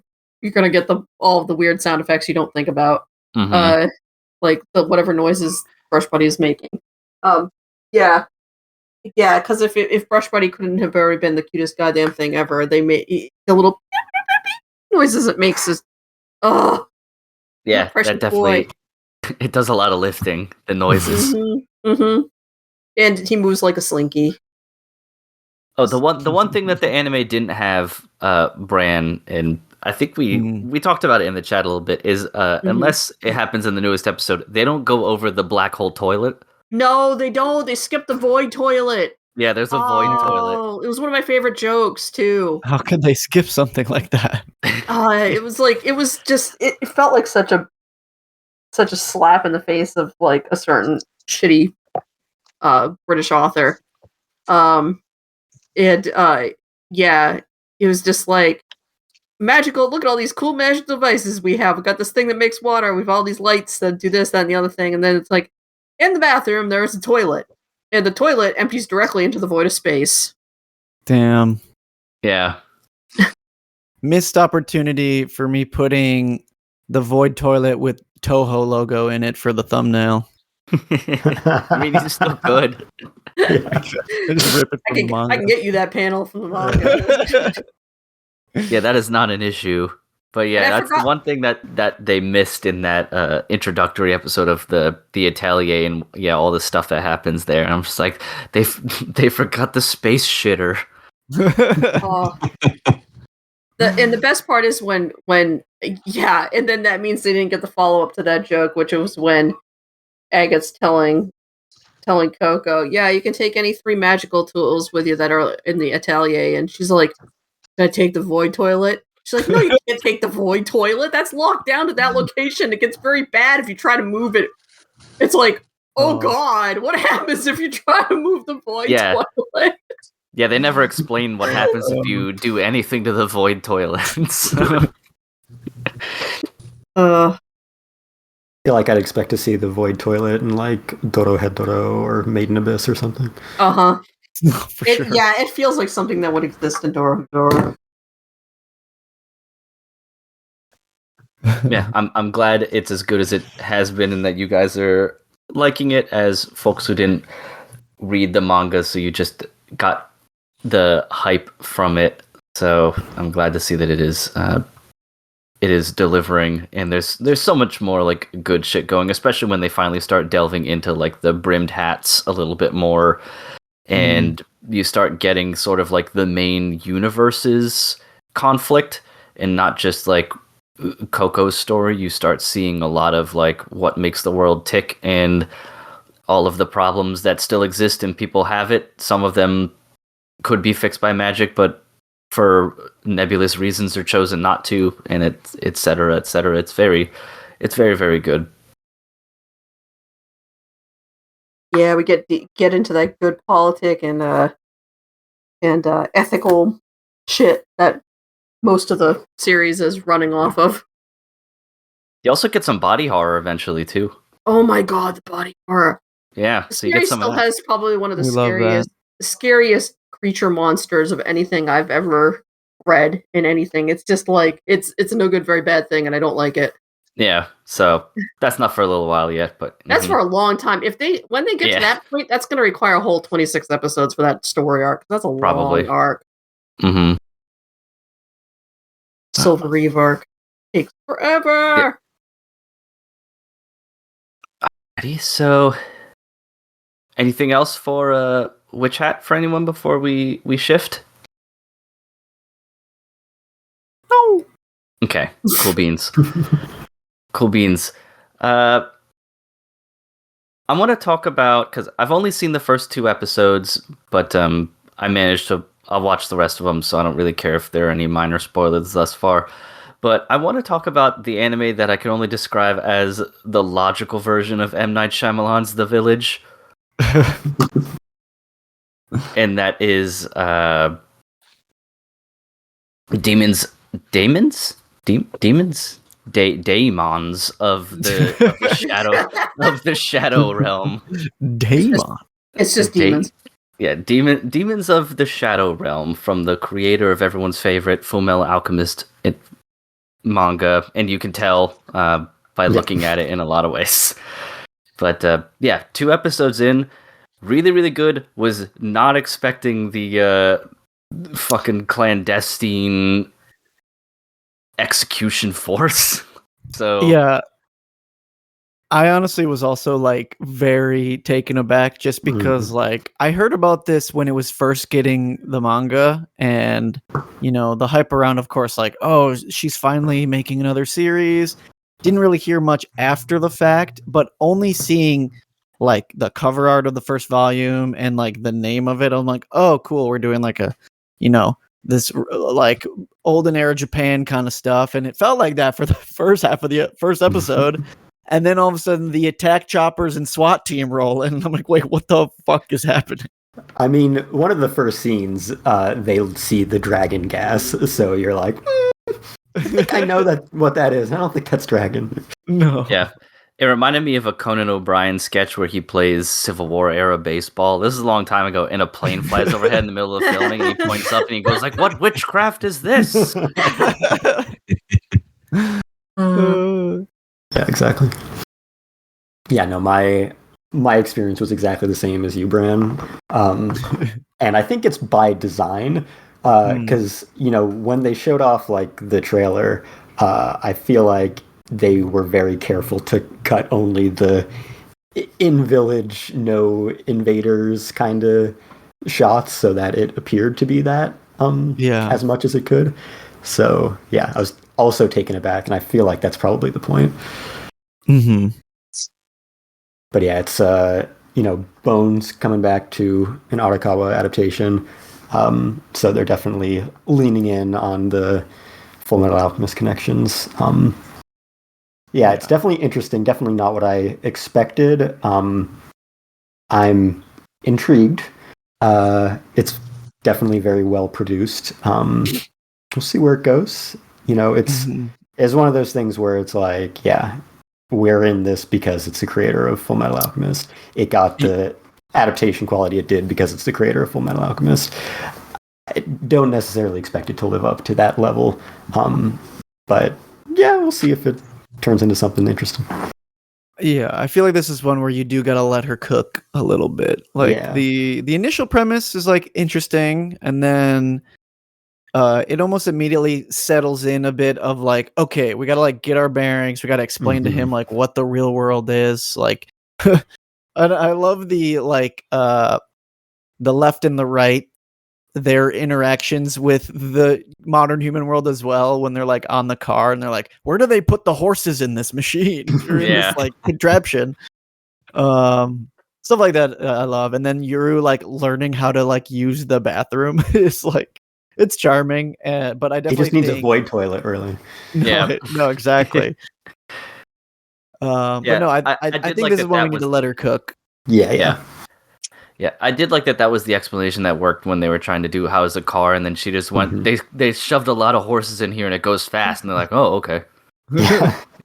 I like how she knows exactly how to communicate things to them. Yeah, same with the cell phone. He's like, it's like a smoke signal. And they're like, yes, a smoke signal. And they're like, wow, these guys are rubes. Yeah, of course. I knew it the whole time. Yeah, no, it definitely started with the big twist, and then they're like, all right, we've built up enough goodwill with Full Metal Alchemist. You'll let me spend a few episodes taking my time to plan this out and wait until you get something good. Yeah.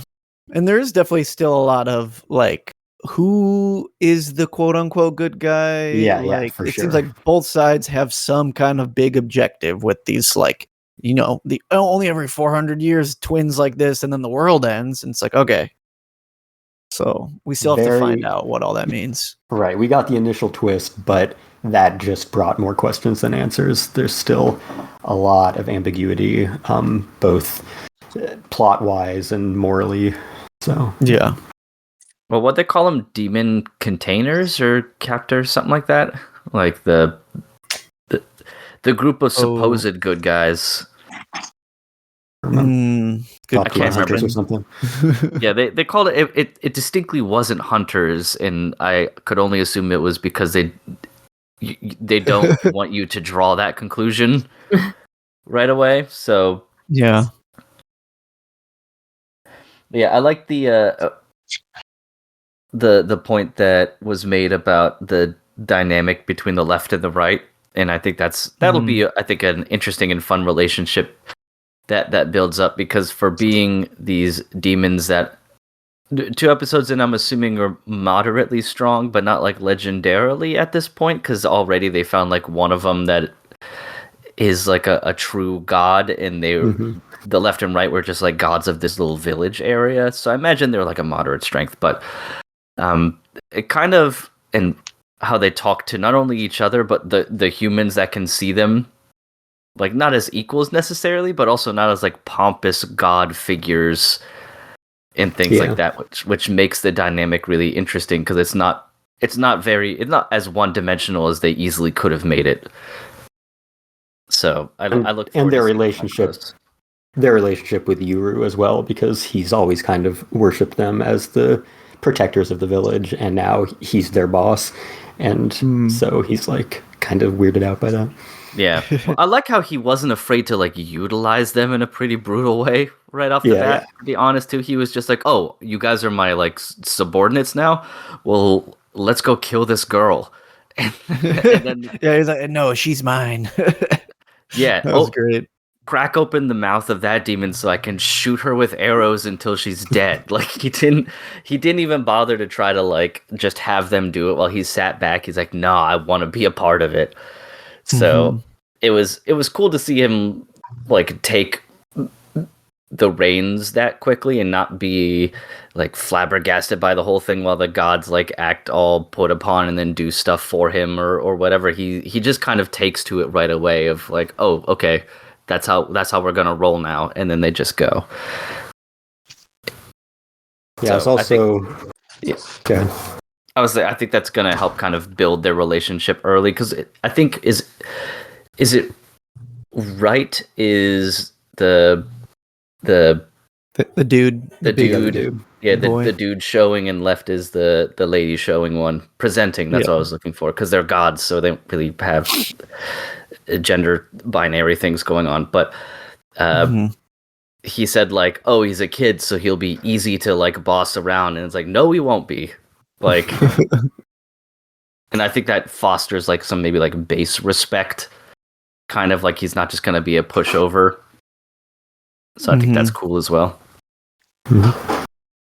Yeah, also, I guess just because of his character design, all I had seen of the series before was the protagonist character design, and he's kind of got Riza Hawkeye hair, so I was very surprised when he was male. Yeah. Hey, he's still got that accuracy though. That's true. He's still got his shooters with him. Yeah, you're Hawkeye. Yeah, for sure. Yeah. And then there's a girl literally with like the Edward Elric like red cloak on too. Yeah, 100%. Yeah, with whose power is kind of the gate of truth. Yeah. Yeah. I mean, milk it, girl. I get it. Yeah, right. Exactly. Yeah, if it works.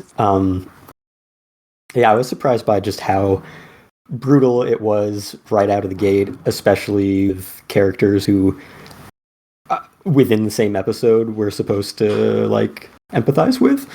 We're like, oh, these guys just massacred this whole village, and maybe they're the good guys? I don't know. Yeah, and like that little girl with her mom got eaten up right in front of her. I was like, oh wow, yeah, we're going there right away. Yeah. Yeah, it kind of reminded me of the beginning of like Gare Zero, where there's like, here's all these characters and all these people, like get used to them, and they're gone, and then that's it, and they're gone. Yeah, and it is nice though that Yuru like very much in a situation where his life got turned upside down, but it's not one of those instances where he's going to take half the season to get his shit together. He's like, okay, I understand there's some stuff going on and my sister's not real, but I still want to hear it from her myself. I feel like he adjusts a little too quickly, honestly. Like, this is a pretty life-changing event in like 100 different ways. Yeah, that's fair. I think he just trusts Dara that much. He's like, no, he knows what he's doing. My entire village just got massacred before my eyes. My sister is fake. My whole worldview is fake. There's a whole futuristic world outside of the barrier of my village. Maybe the people who killed all my friends are the good guys. One of them is my real sister, apparently. He's just kind of cool with all that. Also, the guardian deities are my familiars now. Also, they put how many horses in this steel box? Right, yeah. What is plumbing? What is plumbing?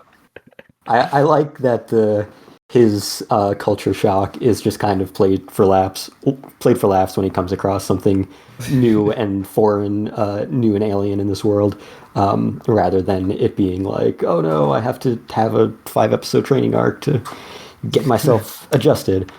But I think he maybe adjusted a little too quick. Yeah. Yeah. That's Really? Wait until he finds out about DoorDash. Yeah, seriously. Yeah, I think that's a good point about his adjustment. Because even, like 2 episodes in, he's sitting in the car and he's not even thinking about like what just happened. He's like, all right, so what do we do next? I'm like, ooh, Yeah.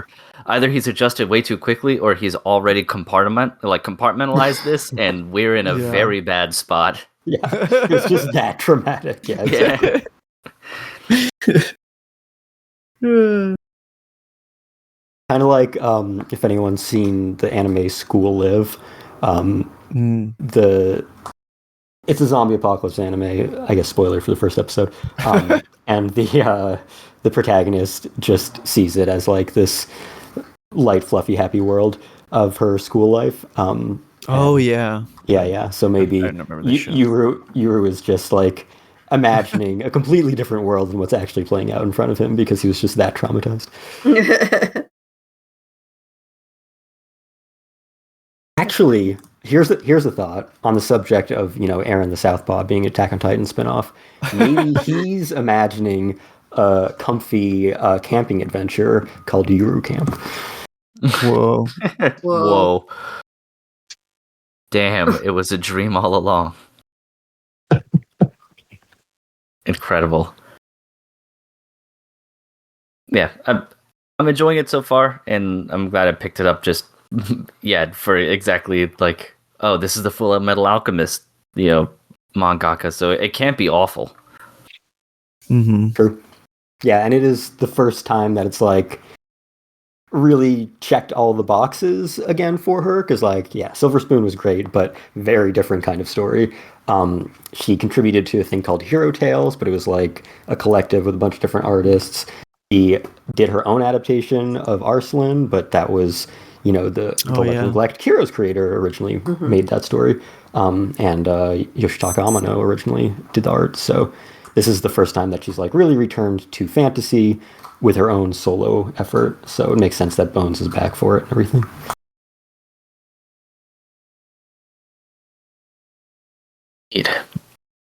Alrighty, well, we're starting to get close to our usual limit here, so now is the time where we generally pass it on to anyone who wants to talk about anything that they're watching in particular, because we basically covered a couple unique ones, as well as the ones that we have the most shared between us with Demons of the Shadow Realm and Witch Hat, and talked a little bit about Akane and One Piece and stuff, but there are a few others out there. So, Kate, what trash are you watching?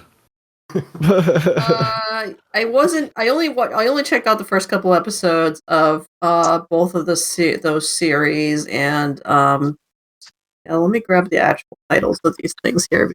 Just like, I don't know, that trash, and then the other trash. Kate's already living that 30 season lifestyle. I was doing a lot of model painting for a friend over the weekend or whatever, and I needed stuff to put on in the background so I could just space. I was putting on stuff that I knew had English dubs.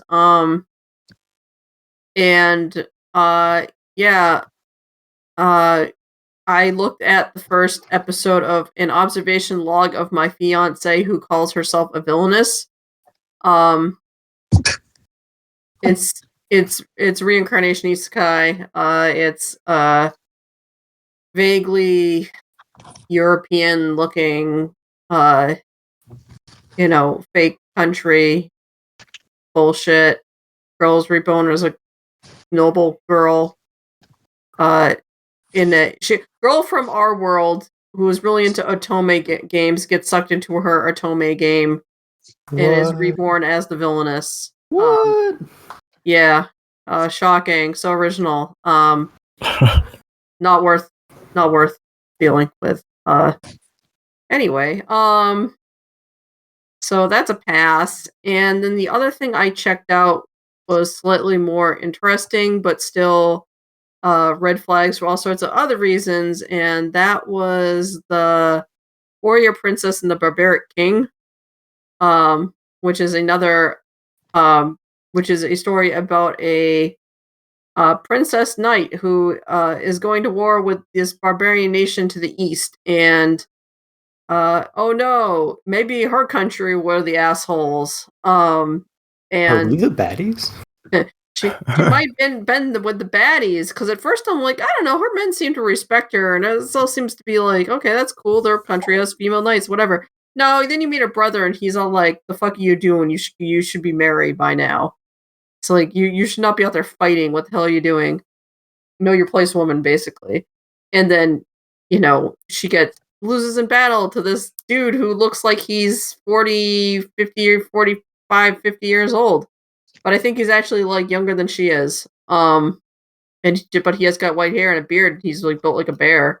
So she's all like, "Oh no!" And she's kind of a total ditz, like not like a ditz, but like she's like she gets taken captured. She's like, "Oh no, they're gonna torture me," instead of thinking the obvious thing, which is like, I'm being sold as a sex slave, which for some reason does not cross her mind immediately. And then the guy's like, "I'm gonna marry you, make you my wife because you're a brave, strong warrior lady," and she's like, "The fuck is going on?" And yeah, and I'm like, "Oh, I don't know if I can handle." Because at first we don't know that her country is just typical like Eurotrash fantasy country where women are supposed to like be prim and proper and shit. Uh, and so first I'm like, oh, maybe her country is like just like that's just how it is, and that's why she's not thinking about like rape or the obvious things. It's like, no, she's just dumb. I think she's just dumb and overreacting and sheltered. And yeah, and the Barbarian King is equally kind of a himbo. So himbo and himbo, and they hit things real good with swords and like meat. And she ends up in the barbaric East, which is actually way better than her shitty country. Yeah, I don't know. I don't know if I can handle the stupidity of the leads. Yeah. That's trash I checked out that I'm not actually watching. I'm only watching currently at the moment, Witch Hat and Slime. The Slime's back. Slime is Slime. And Slime not AI. Not AI. Not AI Slime. It looks better than the last season, which is good. Yeah. That's Slime. Any shows that you guys want to talk about real quick? Kestrel in your semi-retired, not retired state. I mean, I feel like Bram probably wants to say something about Nippon Son Goku. I'll just say that the premiere episode was really captivating, and it does fall in line with, similarly to earlier, talking about just like very unique types of shows. Yeah, I've only watched the first 2 episodes, but it is, in my opinion, like a very unique and interesting show, and it's I had no idea what to expect from it, and it feels like way out of left field for me. So like I'm completely entranced by it, and it's beautiful, and it's funny and witty. So yeah, I'm loving it so far. Lots of great shows this season, but that one I think for me stuck out the most. But yeah, looking forward to talking to it a lot more on our next update or even season end, because I'll hopefully be more caught up on it. That's pretty brand core show. Yeah.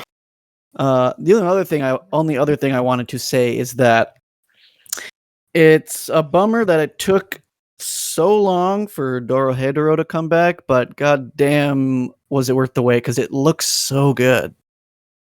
Like I think just in general, the CG of the characters has been like insanely better looking. I mean, half the shots you can't even really tell that they're 3D models. Yeah, it's true. So I will say though, I for the life of me was so confused for the first couple episodes trying to remember what the hell was happening. Yeah, same. But still, awesome show. So I'm looking forward to remembering how that whole plot's going. So gotta go and watch that. I really love the manga, and I have read all of that. I own all the volumes of that. Nice. You know, one thing I could say about Viz, at least they're keeping that in print. It seems like every store I go into or any shop that sells books always has 1 million copies of that. Yeah, I'm surprised that one's not hard to find at this point. I've been slowly collecting it for a couple years, and I am surprised that I still get enticed to grab another volume anytime I'm at like Kinokuniya. Yeah, it's like I went into a relatively newish Barnes and Noble, and they had like a whole bunch of volumes of it. I was like, this is the one thing they will keep in print. And I think it's because it was like such a crossover hit with like the comic book industry that they just it broke containment, so they always make sure they have some copies of it. Yeah. Yeah, on Nippon Sangoku, definitely the most unique thing I'm watching by far. I am reviewing that every week. Nice. Yeah, Chris reviewed the first episode, which was by far the best. So, bummer. I get the kind of mediocre follow-ups. But, yeah, definitely interested to see where it goes. It's definitely visually and directorially compelling at every moment. And just very unique characterization. Kevin Penkin music. Yeah. I did not realize he was on the track. Yep. That's cool. Yeah, very, very unique story. And yeah, I'm interested to see where the story goes in terms of the different political dynamics between the warring nations and their respective kind of protagonists in each of them. Yeah, very interesting. Yeah.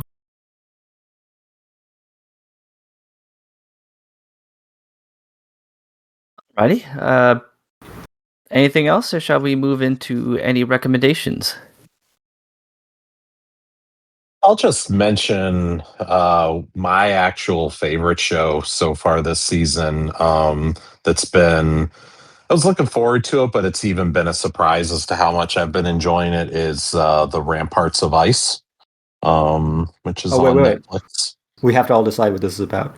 I think it's a medieval You're on Ice spinoff. That's my guess. Okay.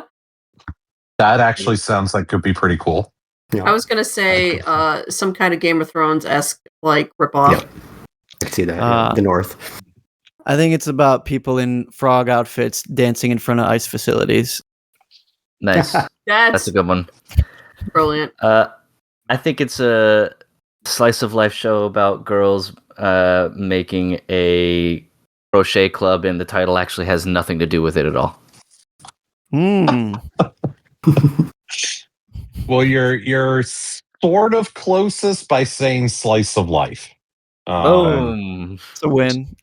but although I it's not even really slice of life, but that's kind of the closest. It's a dramedy, I would say. It definitely leans more into the drama, but the Ramparts of Ice actually does come into play. It's a high school drama, and it's about a girl who has bullying trauma in her past. In middle school, in particular, she was the subject of quite a bit of bullying, and she's gotten to a point where she can't really deal with people, particularly people who are sort of joking around. Like it tends to make her freeze up, she doesn't know how to kind of have fun with people, sort of essentially. It's by the same mangaka that did You and I Are Polar Opposites,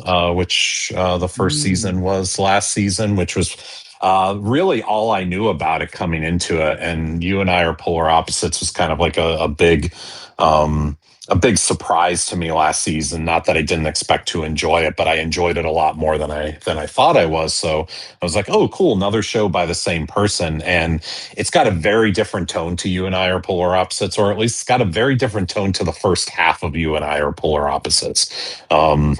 The second season, which will be next season, we'll get into a little bit more serious stuff, although it's still much more lighthearted than the Ramparts of Ice have been. But anyway, the Ramparts of Ice, the title actually refers to, there's this really cool visual effect that happens that anytime she starts kind of spiraling and shutting down, you actually see her psychologically erecting walls of ice between her and the people around her to kind of protect her. And she sort of always walks around with kind of this expression on her face that makes her look mean. And so people call her the Ice Queen and whatnot. And it's, one of the things that sort of really surprised me about it is that it's been very realistic kind of in its portrayal of her anxieties and the difficulties that she has in dealing with other people, and it's really playing tone very, very well.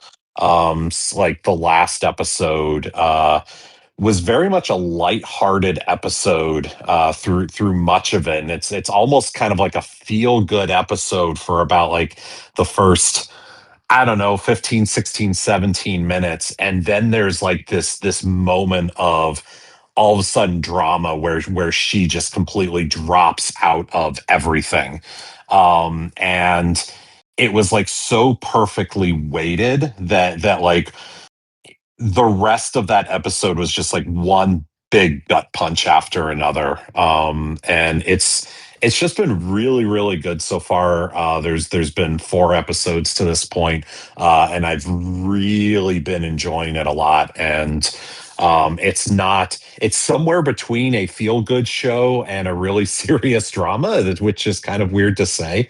But and one of the things, if you like, You and I Are Polar Opposites. She's got a very similar sort of character design to Suzuki, the main character of that, where she's got very unique eyes. And they're very, very expressive in this, and they do visually, with her eyes and with her expressions, they do a lot of really amazing stuff that kind of helps the drama in it and whatnot. And it's been an amazing show so far. I've really, really enjoyed it. So that's my little one-off. Also my recommendation. So there you go. It can be both. Nice. 2 birds, 1 stone. 2 birds, 1 stone. And because it's on, I don't know if this is because it's on Netflix, but it actually has a simul dub. So if you're interested in dubs, it's a show that gets one. So there you go.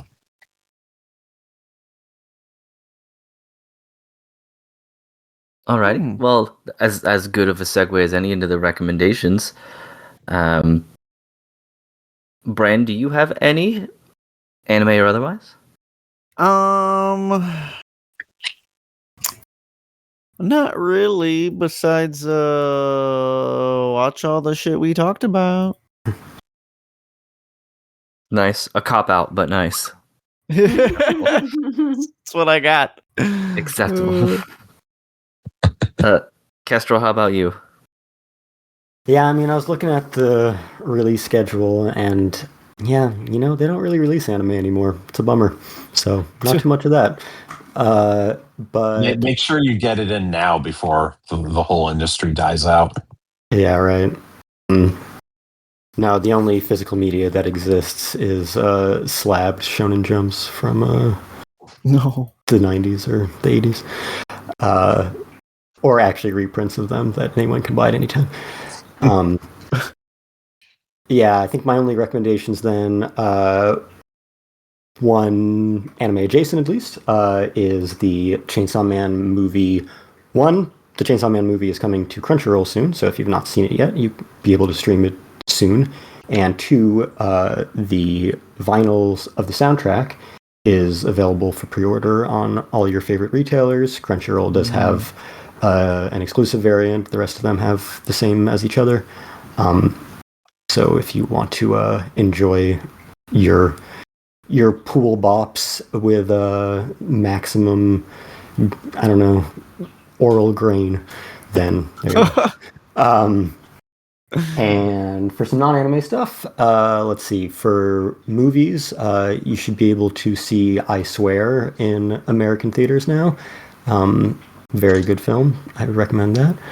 And if you are into Star Wars at all, the new Star Wars series, Maul Shadow Lord, has been very good so far. And it seems like you would need to have a lot of background.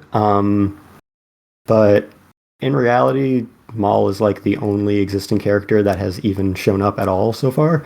So you could probably just start it with the knowledge that somehow Maul returned. Yeah.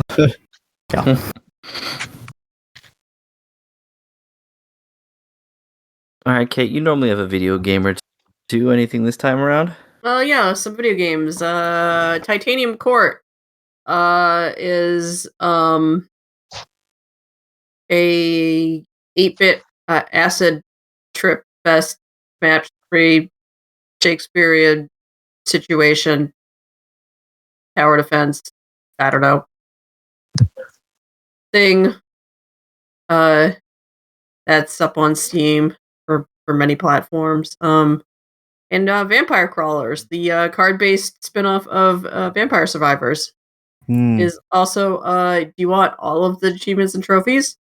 That is a good game for that. That one looks fun. I played for about 2 hours, and I have like some absurd number of like achievements for like 62 or something. I don't even know. Yeah, that's the same kind of crack as the other as Vampire Survivors was. So, yeah, there's a lot of good games out there.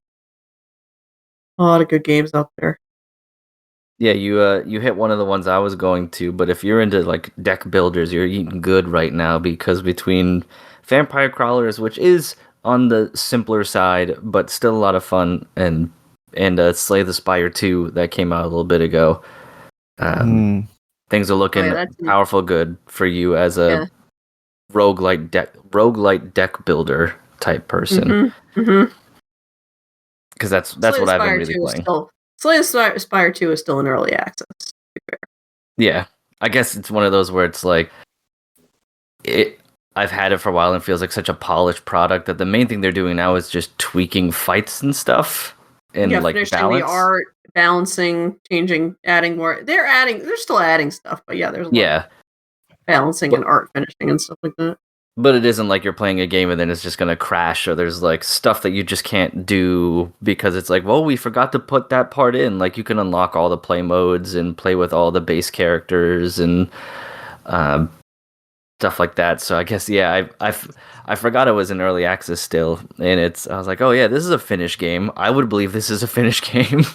So yeah, that's very good. As well as a game called that's not a deck builder, but the other one I was going to say that I started playing recently is called Replaced, which is a really, really good like side-scrolling kind of like action adventure that has like really high-def pixel models and things in a very interesting like lighting system for all the pixel atmosphere. So it's very moody. It's a cyberpunk story about a guy who works with an AI. His name is Warren, and at the like company building that he works at, there's like a power surge or an attack or something, in the AI that's named Reach fuses with his brain and takes over his body essentially. So the game is about you trying to figure out how to separate Warren from Reach. But Reach is the one that has like full consciousness, but he still talks to the body as if it belongs to Warren. So he's like, how's it going, Warren? And there's obviously no one there. But it's really, really like well made and looks incredible, especially for its like really high def 3D like pixel art. It's hard to explain. Yeah, but, it's got a look kind of yeah. voxely. It's probably 3D, but made to look 2D situation going on. Yeah. But it's really good. So those are going to be my recommendations as well. Well, after almost a year, I've finally finished playing Persona 5, so I'm free from the shackles of that game. So I'm excited to play some like smaller, shorter games in the future. Yeah, those are. I would love to play them, but they're just so daunting because of that. Like, oh, it's 110 hours just for like the base story. I hope you don't get caught up doing literally anything else. Yeah, Yeah. I'm basically done with Persona games at this point because I never finish them. Never finished 2, never finished 3, never finished 4, never finished 5. I'm like, I should probably stop buying these because I never finish them. Just watch the Persona 4 anime. It's awesome. And then you don't need to play the game. Fair. Watch True. the anime and then play like one battle or something in the game, so then you can talk about the quote unquote combat system. There you go. Boom. You can make it through most any conversation about it then. Alrighty, folks. I think it's time we wrap it up for the evening. So, Castro, as usual, why don't you tell us where anyone can find you or where they can find us? Find Fandom Post Radio anywhere you find podcasts. Please subscribe, rate, and review. We are on Apple Podcasts, Spotify, iHeartRadio, YouTube Music, and the rest.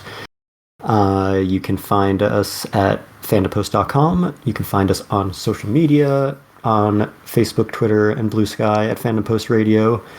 Please follow us, share our stuff, and get in contact with us. You can also get in contact with us via email, fandompostradio@gmail.com. You can find me on Twitter at FullMetalKioma and on Blue Sky at kestrelswift.bsky.social. And you can find me, as I mentioned, I'm reviewing Nippon Son Goku on the Fandom Post. And you can also find my article about Yoko Kanno at Anime Boston, which includes my rundown of maybe the first Seatbelts performance in North America, as well as my interview with her as part of maybe her first press conference anywhere in the world ever. So check that out. Oh, really? Hell yeah. So they say. Oh, cool. You can find me at Hellshake Brando. Am I saying anything related to anime on there? Sometimes. Sometimes. Offering Logan Paul the deal of a lifetime. I really did. It still stands. 1 million could be yours. Mark, how about you? Yeah, you can find me on Blue Sky at MD Thomas, though I almost only ever post for my reviews, because you can also find me on Fandom Post, where this season I am reviewing Ramparts on Ice, I am reviewing Aaron the Southpaw, and I am reviewing I Made Friends with the Second Prettiest Girl in Class. So there you go. You can find me on Blue Sky at Sonic Bug, and all of my reviews are on thefanpost.com. I am also other places on the internet. You can track me down. If you follow me on Blue Sky, I occasionally put pictures up of my cat. The most important part. I mean, nobody wants to see me. I just put the cat up there. Yeah, that's very true. It's all if you have a cat, just put that on your social media, and you will become very successful. Well, it's just about the best use of social media. Yeah. The internet used to be made of cats. Now it's made of scams. Yep. Uh, All right, and as always, you can find me right here. So, as usual, thanks everyone for listening. Hope you're enjoying your seasons. There's certainly a good variety out there between Akane Banashi, Witch Hat, Atelier, Demons of the Shadow Realm. There's a little bit of everything for everyone this time around. So hopefully you found your go-to show for the season or couple. and enjoy them. But until then, we will talk to you later and enjoy the season. See ya. Bye bye. Bye, everybody.